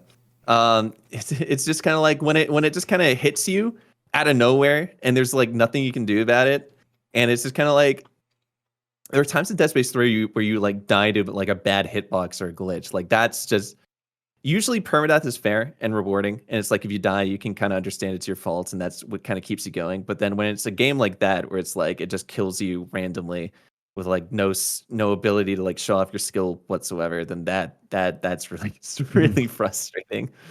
Those ones suck for sure. Thankfully, Dead Space 3 permadeath isn't like the worst thing in the world, but if it was like any harder from like a gameplay points and then it did that, dude, I'd crash out. I'm not gonna lie. How difficult is Outlast 2 then? Because I never even, I got 10-15 minutes in because I enjoyed Outlast 1. I was like, oh mate, this is like a great horror game.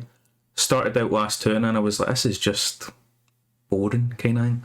I agree. Yes, very true. I've never finished it in my entire life because I got 8 hours in and it was fun for the first hour, and then the story sucks, the gross out horror sucks, and then you get 8 hours in and you realize, dude, I've just been running in a circle for 8 hours. This is not fun. Mm-hmm. And then I quit, and it's and then I've tried to come back to it occasionally, and it still sucks. It hasn't gotten any better. Why can't it be like Outlast 1? That game's good. Because I think, see, for the platinum or the 100%, I think you need to beat it on like hardest difficulty with using the night vision on the camera as well. Yep. That's a thing it's funny because that's not a thing on PlayStation, I think, but it is a thing for Outlast 1 on Xbox.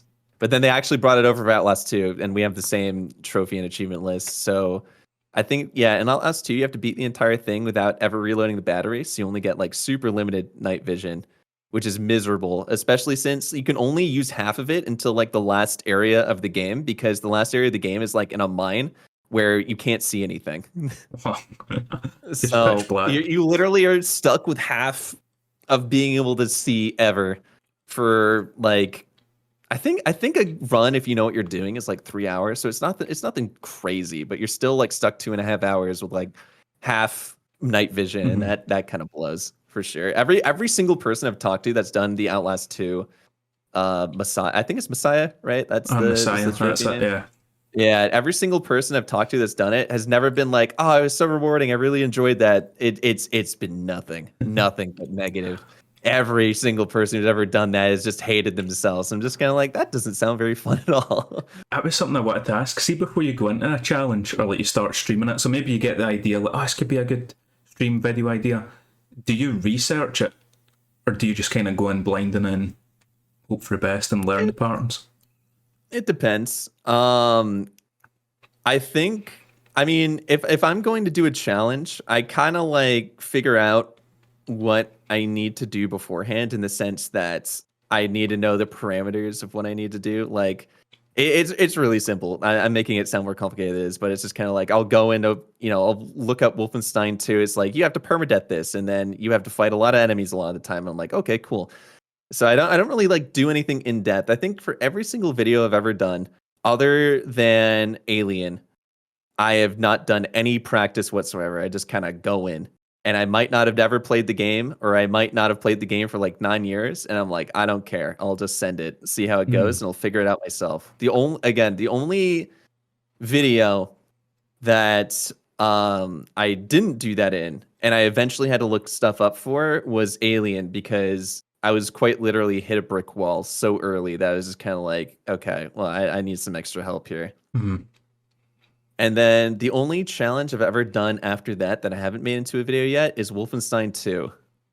Do you know that because video? I was just kind of like, everyone was like, dude, Wolfenstein 2 is the hardest thing ever. It's a 10 out of 10. You got to make sure you like come prepared. So I'm like, okay, I'll come prepared. Wolfenstein 2 is the easiest fucking game ever, dude. If you guy. if you have strategies, that shit is literally so free. I got it first try. It's not hard. You got it first try? Yeah, it's really easy.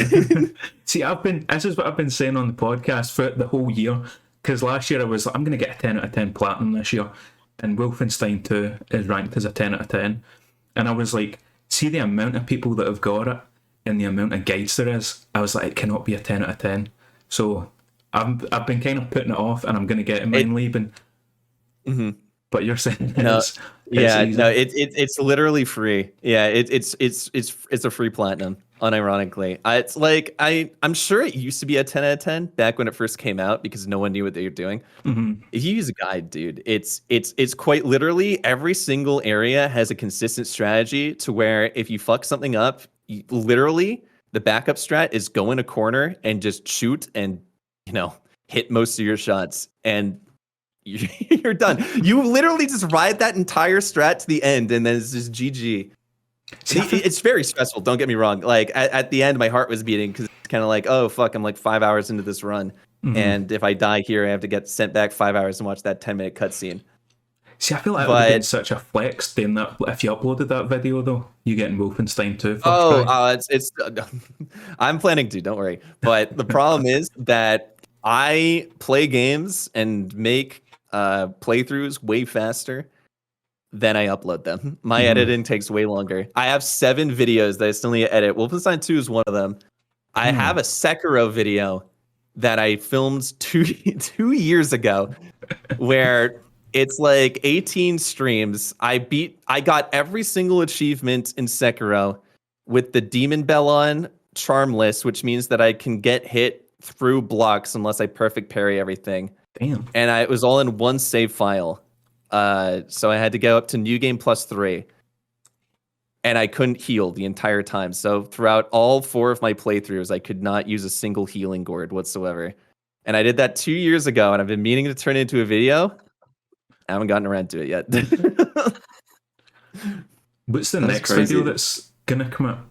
What's the one that's currently getting edited? That might be. So I was talking earlier about how I wanted to try and implement challenge content, and so it's either going to be the Wolfenstein 2 video if I decide to be a little baby and not take a risk again, or it's going to be the challenge video I also filmed almost a year ago, where I have to play through an expert realism campaign in Left 4 Dead 2, but I can only move left. So it's Left 4 Dead. Yeah. And so basically how I did it was I played on PC. I disabled my W, S, and D keys. I can only use A to move. And then I had to beat the entire expert realism campaign solo. And I did the one specifically with the bridge finale. So I actually had to run across the bridge entirely leftwards. And that took me 2 days. That was really hard. Man, I'm looking forward to their videos. They sound good. Yeah. Right? That's what I'm saying. I've had 2 years to come up with ideas that aren't already come up for me. Mm-hmm. So I'm just kind of fuck it, dude. I need to send it at one of these at least. Do you kind of wish that you weren't a perfectionist and you could just give all the footage to the editor and say, just upload it?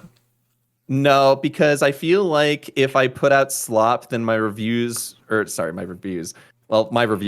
my views would also reflect that it is slop.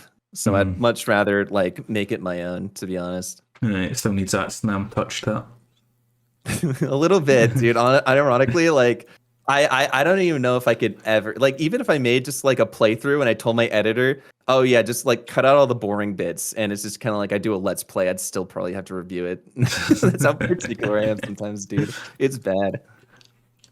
Would you say, with sort of these challenges mentioned and even thinking of future difficult challenges, is there a part of you in sort of the back of your mind of what happens if this video doesn't perform? Would that put you off doing something really extreme for a challenge, sort of the risk versus reward kind of thing?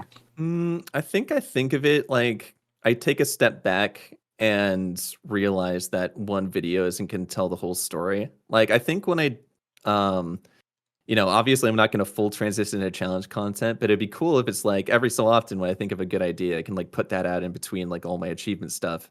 Especially I think I can treat it as like a blank canvas in the sense that I don't even have to edit it the same way necessarily as an achievement video, and that can be kind of like my Dr. Frankenstein experimenting grounds where I can like do whatever I want and figure out. Whereas like I feel like my achievement video format is pretty figured out. There's not much I can really change about it without it being like a completely different type of video in a sense. But like if I do challenge stuff, no one's seen anything like that yet, so I have free reign to just like dick around with it. And in that regard, it's just kind of like if I put one out and it's bad, then it won't deter me, but it will make me think like, okay, so what did people not like about this? And maybe I can try another one. And then I can kind of get like a sample size of like a few videos, like 3 or 4, rather than just like emotionally reacting to the one and just being like, okay, so do people not like how I did this, or do people just not like the concept in general? And I feel like you definitely have to like put out more than one data point in order to like actually figure that out.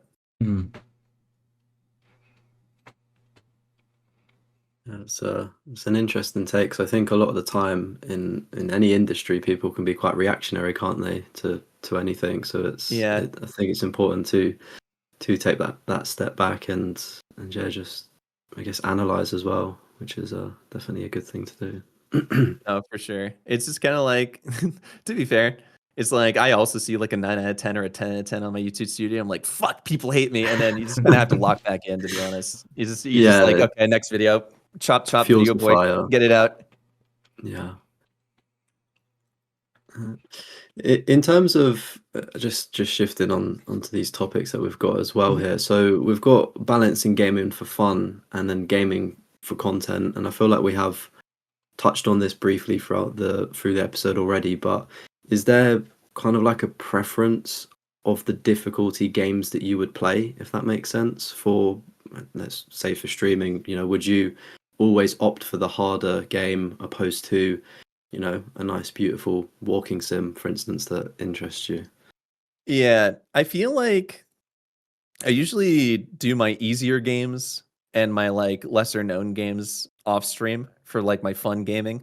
I think it's nice to separate the two too, like to have a game you play for fun, a game you play for content. Because I know you two probably realize this, but it's just kind of like people watching might not. It's such a different world. It's so incredibly such a different feeling, I guess is the best way to put it, of like playing a game to try and entertain people and kind of keeping your brain on at all times, trying to think of something interesting or do something interesting in the game that would make for like a good part of the video, or like something funny in stream for people to keck W at or something, compared to playing by yourself, being able to just completely like zone out and lock in. Like you're playing Oblivion. It's just kind of like, instead of like getting kind of enveloped in the world per se, you're more so just like paying attention to chat more so, and then just being like, okay, it's a little lulled here, so now I have to do something like interesting or like get people's attention back type thing, right? And streaming is working. It is a job, unfortunately, in a sense. So you always have to be like locked in, trying to figure out the best way to like entertain the people that decide to show up that day. And as well as like in the video, right? You have to like, even if you're recording offline, you still have to like figure out how to do certain parts of a game where it's just kind of like, oh, that'll be a good part of the video. Whereas I mind zombie the entire time whenever I'm playing a game offline. I'm like super zoned out and I'm just like enjoying the game, doing whatever. So I definitely save the things that I want to zone out to and not care about there. And I think I keep a lot of the entertaining stuff for stream, just because I feel like it'll be easier to riff off of than like doing a walking sim where it's like, what do I even do here necessarily to like keep this entertaining if I'm just like walking around and like Dear Esther, Firewatch or something, Because they're both enjoyable in their own way, but I don't know if you'd feel the same way. It's like, see, when you're streaming or recording, it's like not necessarily that you're playing a character, but it's like you dialed up a wee bit, if you know what I mean. Like you're still but you're dialed up to like 11 or 12. You're maybe overreacting to kind of stuff the way you would in person. Yeah. You exaggerate yourself a little bit, pretty much. Yeah. That's totally true as well.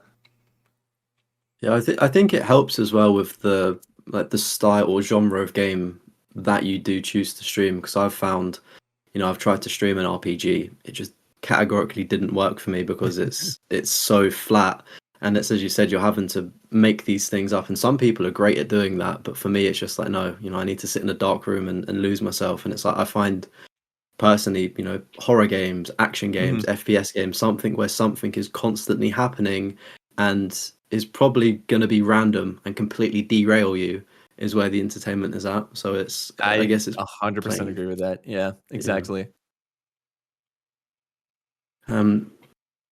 So yeah, that's that topic. Is there, Chris, have you got anything else on that one before we move on? Balancing gaming for fun versus content. Not really, off the top of my head that I can think of. Yeah. So moving into one of the last topics then, we've got how trophy lists have changed over time and almost the gamification of life. So I think probably a good starting point is, do we think that trophy lists are getting a bit too easy, maybe a bit too grindy and repetitive, or are they not being unique enough? How are we feeling about, I guess, the current state of where they may have started and where they are now? I don't know. It's kind of, I feel like Platinums have definitely got easier. See, when you compare it to like PS3. Yeah. Yeah. Because even some of the I don't know if it would be the same on Xbox 360, but it's like it doesn't pop the difficulty levels below it. So instead of like you playing on hard and it pops like normal and easy, you need to go through and do each of them separate. Yeah. But I don't know if that's just the way I that hate it when they do that. You get it on Xbox as well. Of my existence, dude. I have so little free time. It's just kind of like, if you're requiring me to do it in every difficulty, I'd much rather just like do it on the hardest so that I can pop everything else at the same time. Yeah, I mean, just on that PS3, playing PS3 games, I guess it'd be the same for 360. But I'm doing a challenge at the minute where I've started on the PS3 games, and it's so noticeably different. Like, you have to really twerk for that platinum. Like, you need to actually do things. Like, so it's interesting, and while it's annoying while you're doing it, I think I've got a greater sense of appreciation for the wider journey of it. So I'm like, do you know what? Like, I was doing interesting things instead of, just something so pointless that modern trophy lists do have, in a way. Old collectibles, old side missions, stuff like that. Yeah, exactly that. Yeah, I don't know. I think they've become a lot more, now that people, when trophy lists and achievement lists were both first starting out, they were also really, really simple. Like, I very vividly remember that some of the early sports games like NHL 06 or like FIFA World Cup basically had free 1,000 gamer score, because it's just like, do this. That's like all simple stuff that you should do when you're playing the game anyway. And then eventually, as they've sort of like evolved, people kind of started branching out and experimenting more, and they kind of had like more unique lists, in the sense where it's like, something that comes to mind is like Fable.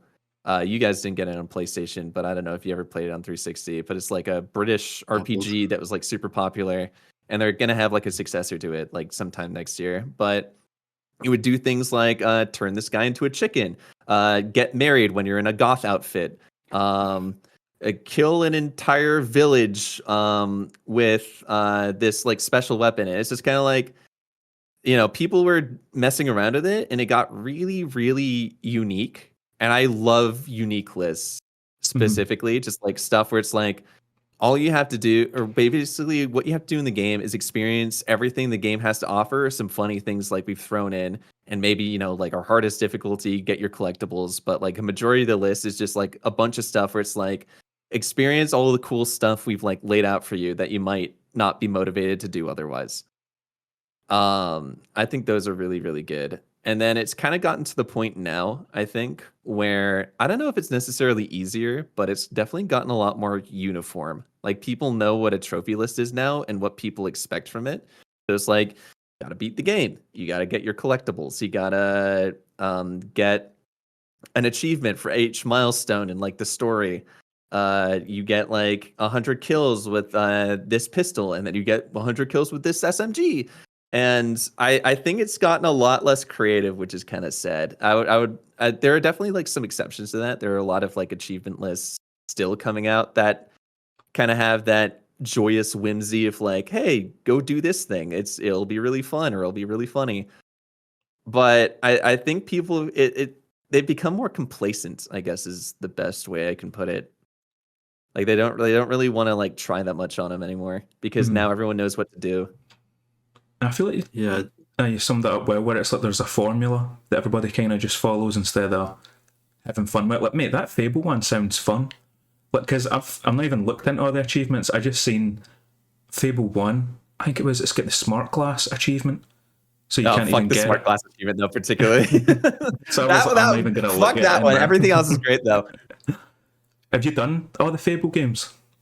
I've only done the remaster because the first one came out on Xbox, so it didn't have achievements. But they did like a little anniversary edition for 360. I did complete that one. I even downloaded the Smart Glass app. That was a smart cookie, and now I have a super rare achievement because of it. But I never got around to doing 2 and 3, but I want to. Those games are really good. Yeah, because I think they've got online ones as well. Because I think was Fable 2 the one that started you could do co-op. You can do co-op, and they're not online particularly, but the online kind of comes from the facts that I'm pretty sure one of the achievements is you have to collect like 50 rare weapons or something, and there are only 20 something that spawn in your world. So you have to like do an entirely different playthrough in order to like get some of these different weapons. And you usually invite someone else into your game so that they can give you the weapons you're missing or whatever.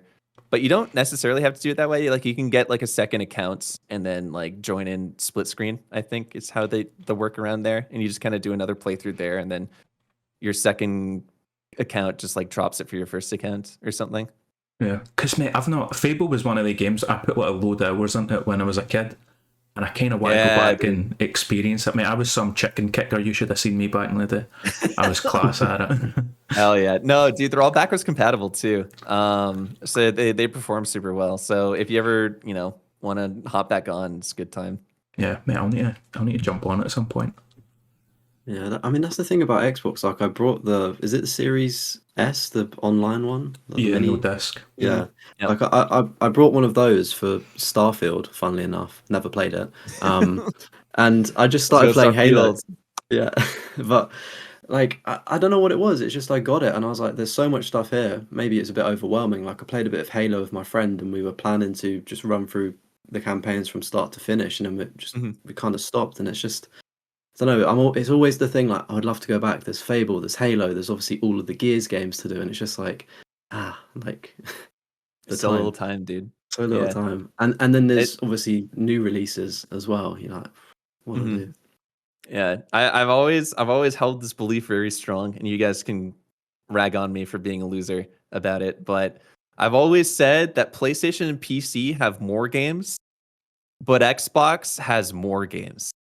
You feel me?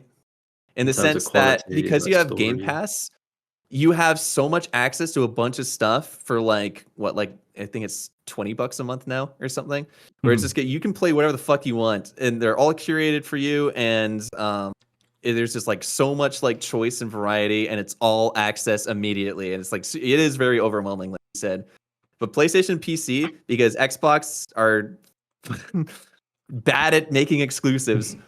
PlayStation and PC have more games. So like Xbox has the least amount of games total, but it has more access for games to play. Whereas if you go to, if you're only like looking for like those specific like AAA releases, and you play like a couple games or like, a few dozen games a year or something, then PC and PlayStation might be better because you get an even wider library. And then the thing is you just have to like buy them, right? So the price is kind of the barrier there. I think we've always said that Xbox, like Game Pass, is much better than PS Plus. Yeah, 100%. But PlayStation has the better IPs, and then also you get the platinums as well. Which is a lot better than what the Xbox side is. But mate, see if Xbox Really, Phil Spencer will give me my platinum trophy soon, right? Mate, they've been saying that for how many years? He's been planning it for 5 years. He's trying to perfect the tweaks. Trust me. One of these days, it's coming. I mean, see if they get that sorted out, I'd use my Xbox a lot more. Yeah. I think that was one of the reasons why I didn't start Starfield, was because I was like, surely it comes to PlayStation. Like, I know it's obviously been a few years now, and there's still these rumors that we might be getting it, and it's like I'm almost just holding off because it's a game that, admittedly, I've not seen too much about it because I want it, keep it fresh when I do play it. But it's just like I want to get a platinum for it. It seems like it'd be a great game to 100%. I don't know if it is, but no, I'm surprised that hasn't made its way over either, to be honest. I thought it would have been S already. Something else I thought might have been an S already is MCC, dude. I say this even as like the Xbox truther that I am, but I'm low key looking forward to when MCC makes its way over to PlayStation, because I have no fucking clue how anyone's gonna make a platinum video on that. I need to see the 4-hour masterpiece that someone concocts in order to actually cover everything that the game has to do. Because good lord, it's crazy. That's still my proudest 100%. Yeah, how did you do it? Like, I mean, I know you did it, but like how? Like, it's just I can't comprehend my little mind of everything that goes into it. It just doesn't seem like it should be possible. There's a lot. It's easily the game I put the most hours into for 100%ing it. I think it was like 400 something, and it was just like over the course of 11 years, you kind of chip away at it, and then eventually you get to the point where you're about in like the 600s range, where you're like, wait a second, I can get the rest of these maybe. Do you think you would have gone on the journey of such a long journey for completing that if trophies never existed? Like, obviously, the difficulty would still be there, but there's not that motivation, is there? No, there isn't. There isn't, because there's so many things in MCC that are just like random, and there's a lot of things like Lasso where I guess it would kind of feel unrewarding unless there was like an in-game reward or something for completing Lasso.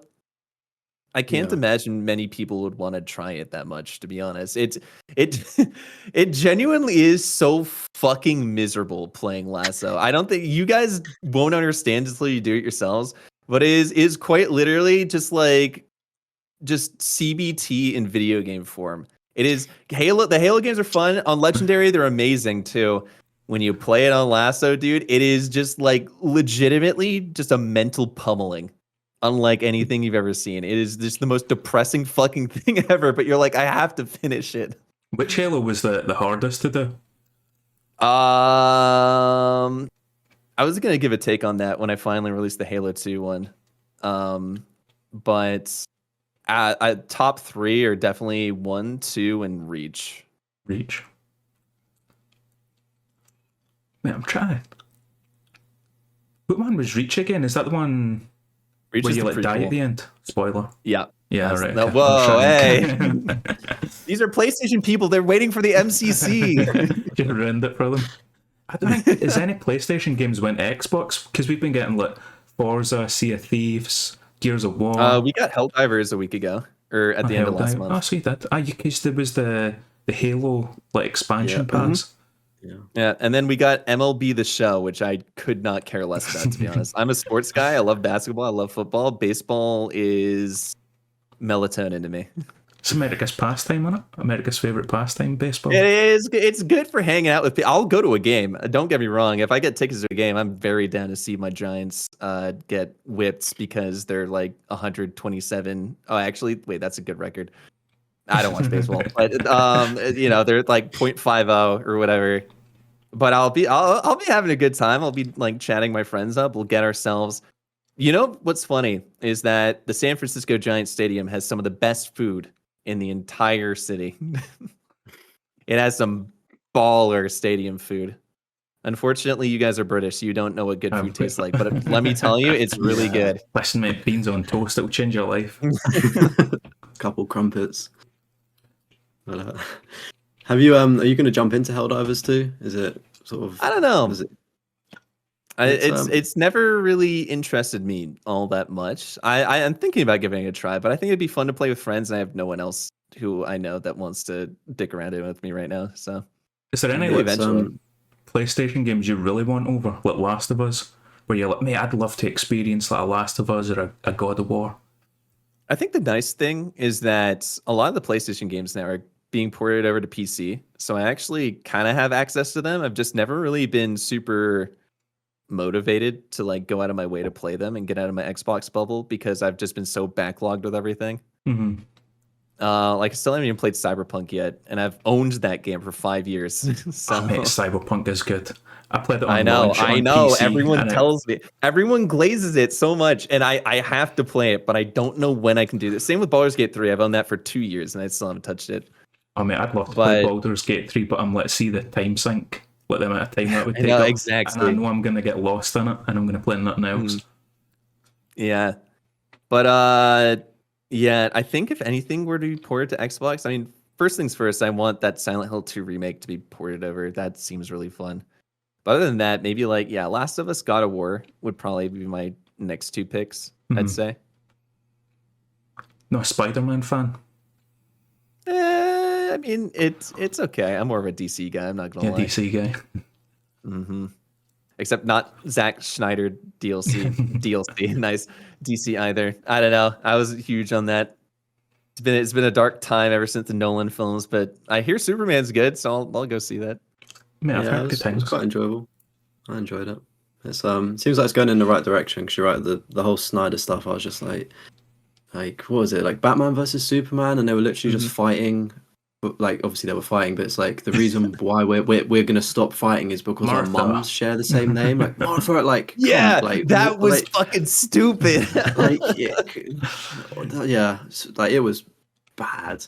But yeah, anyway, we're on to better times. Robert Pattinson. I think he might be my favorite Batman. He is pretty good. The Batman was fire.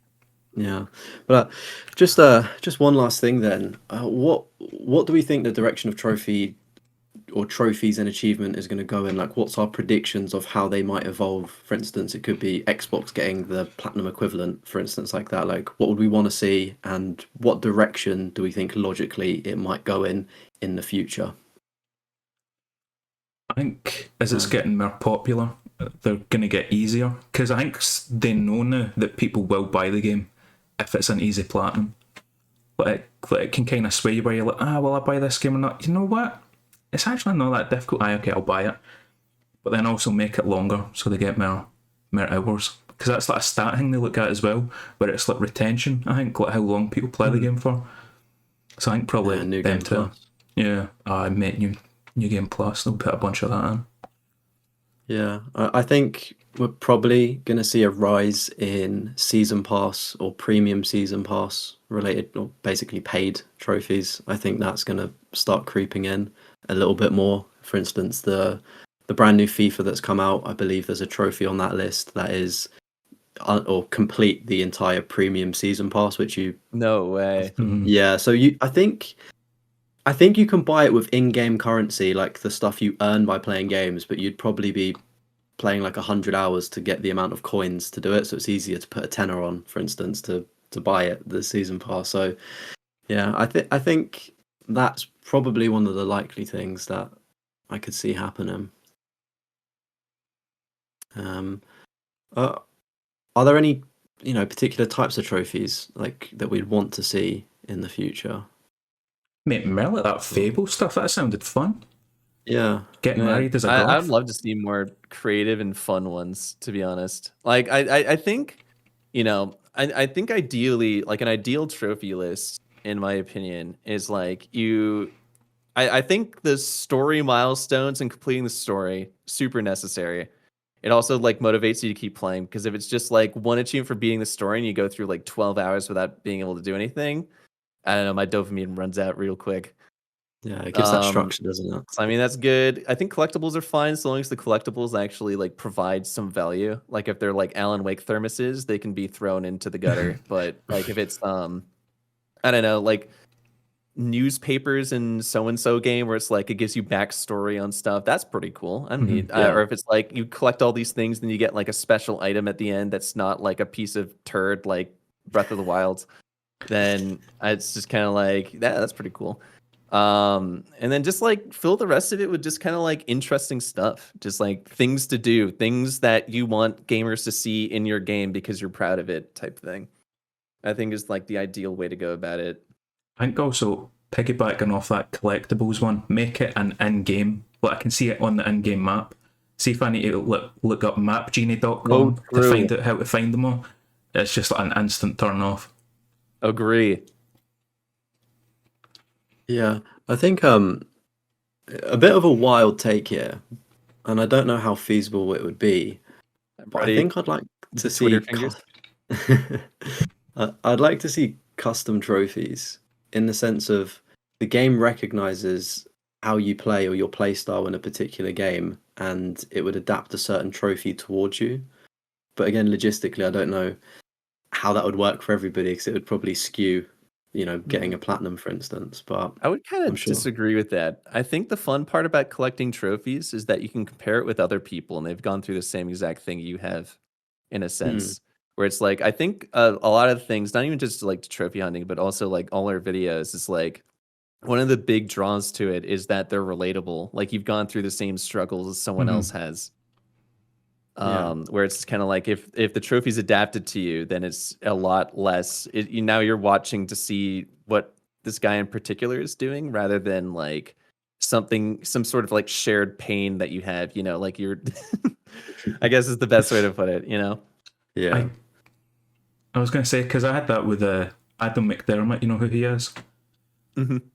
His COD 4 video, like when I watched that, and I was like, I wonder where he gets stuck on Veteran, like what bits did he get stuck on? And there was one bit in particular I got stuck on, and it's like, see when you're coming out the big clip farmhouse, it's like towards the end, like final third. With the helicopter at the top. Oh mate, I get stuck there for Brutal, ages. bro. It's so rough. So watching him get stuck, I was like, I know your pain, buddy. I feel you. Yeah, it's nice. It's like a sense of community in a sense, You're watching someone else get stuck where you are. It's kind of like you can laugh along with them, like get angry along with them, and then when they finally beat it, you're like, I remember that too. But it's always like as well. I feel like history kind of repeats itself in a way, whether it's fashion, bringing back baggy jeans and things like that. It wouldn't surprise me if developers start adding in weird trophies in the aspect of connecting your account to a Facebook account and uploading a picture, or going to this website and making a nice little painting that you can put and spray paint onto your gun. I don't know why. I've got a bad feeling, but I just feel like something stupid like that may be in the future. I'm laughing at that because I hate that you're probably right. That's I'm can see not that for in it. the direction. I had to sign up for a Target account today because there was a deal on protein shakes. I didn't want to put my fucking information into the Target app, and I had to download. But I feel like it's quite smart now, isn't it? Trophies. They, as we were saying, they're wanting to make sales as well. They want to make it appealing, and I'm sure they'll find more psychological tricks to keep hooking us in even more and evolving. Oh, I'm sure. Yeah. But yeah. I guess if there's go on. I was going to say, I think Snam might have his fans waiting on him. Yeah. Is there just any closing points quickly, Snam? Any bits of content people can eagerly await, timelines, things like that? Yeah, content people can eagerly await. I would highly recommend these two guys. Their name is Castromo and Deathroff. I think they have videos coming out really soon. I highly recommend them. Link down in the description. I don't know, dude. I mean, I think I'm gonna dick around with this challenge idea. I'm gonna put out more achievement videos with even more masochistic things to do in them, and I'm gonna ride that out and see how it goes and make better videos so they can rival some of the best on YouTube. Hopefully, at some point, eventually. I don't know. We'll figure it out. Awesome. What about you, Leon? Upcoming content? Yeah, so I mean, I think by the time this podcast will be out, there'll be a Dante's Inferno platinum video out on the channel. Nice. So Did you do the co-op too, or is that like DLC stuff? That's DLC stuff, which it's unobtainable now, unfortunately. So I know. Yeah, I wasn't happy when I finished the game. Put it that way. I was not happy at all. Uh-oh. Yeah, Spicy takes incoming. Yeah, just hit boot. Gonna send him to Dante's Inferno with the amount of words he's got going on with this bad boy. I mean, it felt like I was there. Like, you can't finish a game and just have to be continued, right? Like, yeah, I mean, surely they were like thinking of a sequel, and like EA came in and was like, oh, didn't sell enough. right? Yeah. Like, is that what Yeah. happens? I think so, but I'm sure people in the comments will enlighten me because I'm intrigued to learn about it. But that's the next piece of content for me. What about you, Nice. Chris? New video up, first time in ages, the most embarrassing PlayStation trophies. And then the week this comes out, I might have another video out, the Sniper Elite DLC. So it's just me killing Hitler a load of times. So hopefully that turns out to be decent. That's going on the watch later. But thank you, Snam, for joining us. We appreciate your Yeah, time. dude, and thank you you for coming having on. me. It was a fun time. And Appreciate the invite. happy 1 year anniversary, mate. Yeah, happy 1 year. We did it. We made it. Are you guys gonna kiss too? We'll do that for the next IRL meet. Yeah. Okay, for sure. door. We'll end it I'm there. sure they're eagerly anticipating all the fan fictions that have been written so far. We'll end it there, and we'll see more folks in the next one. Much love. Peace. Peace. Yeah, friends, have a good one.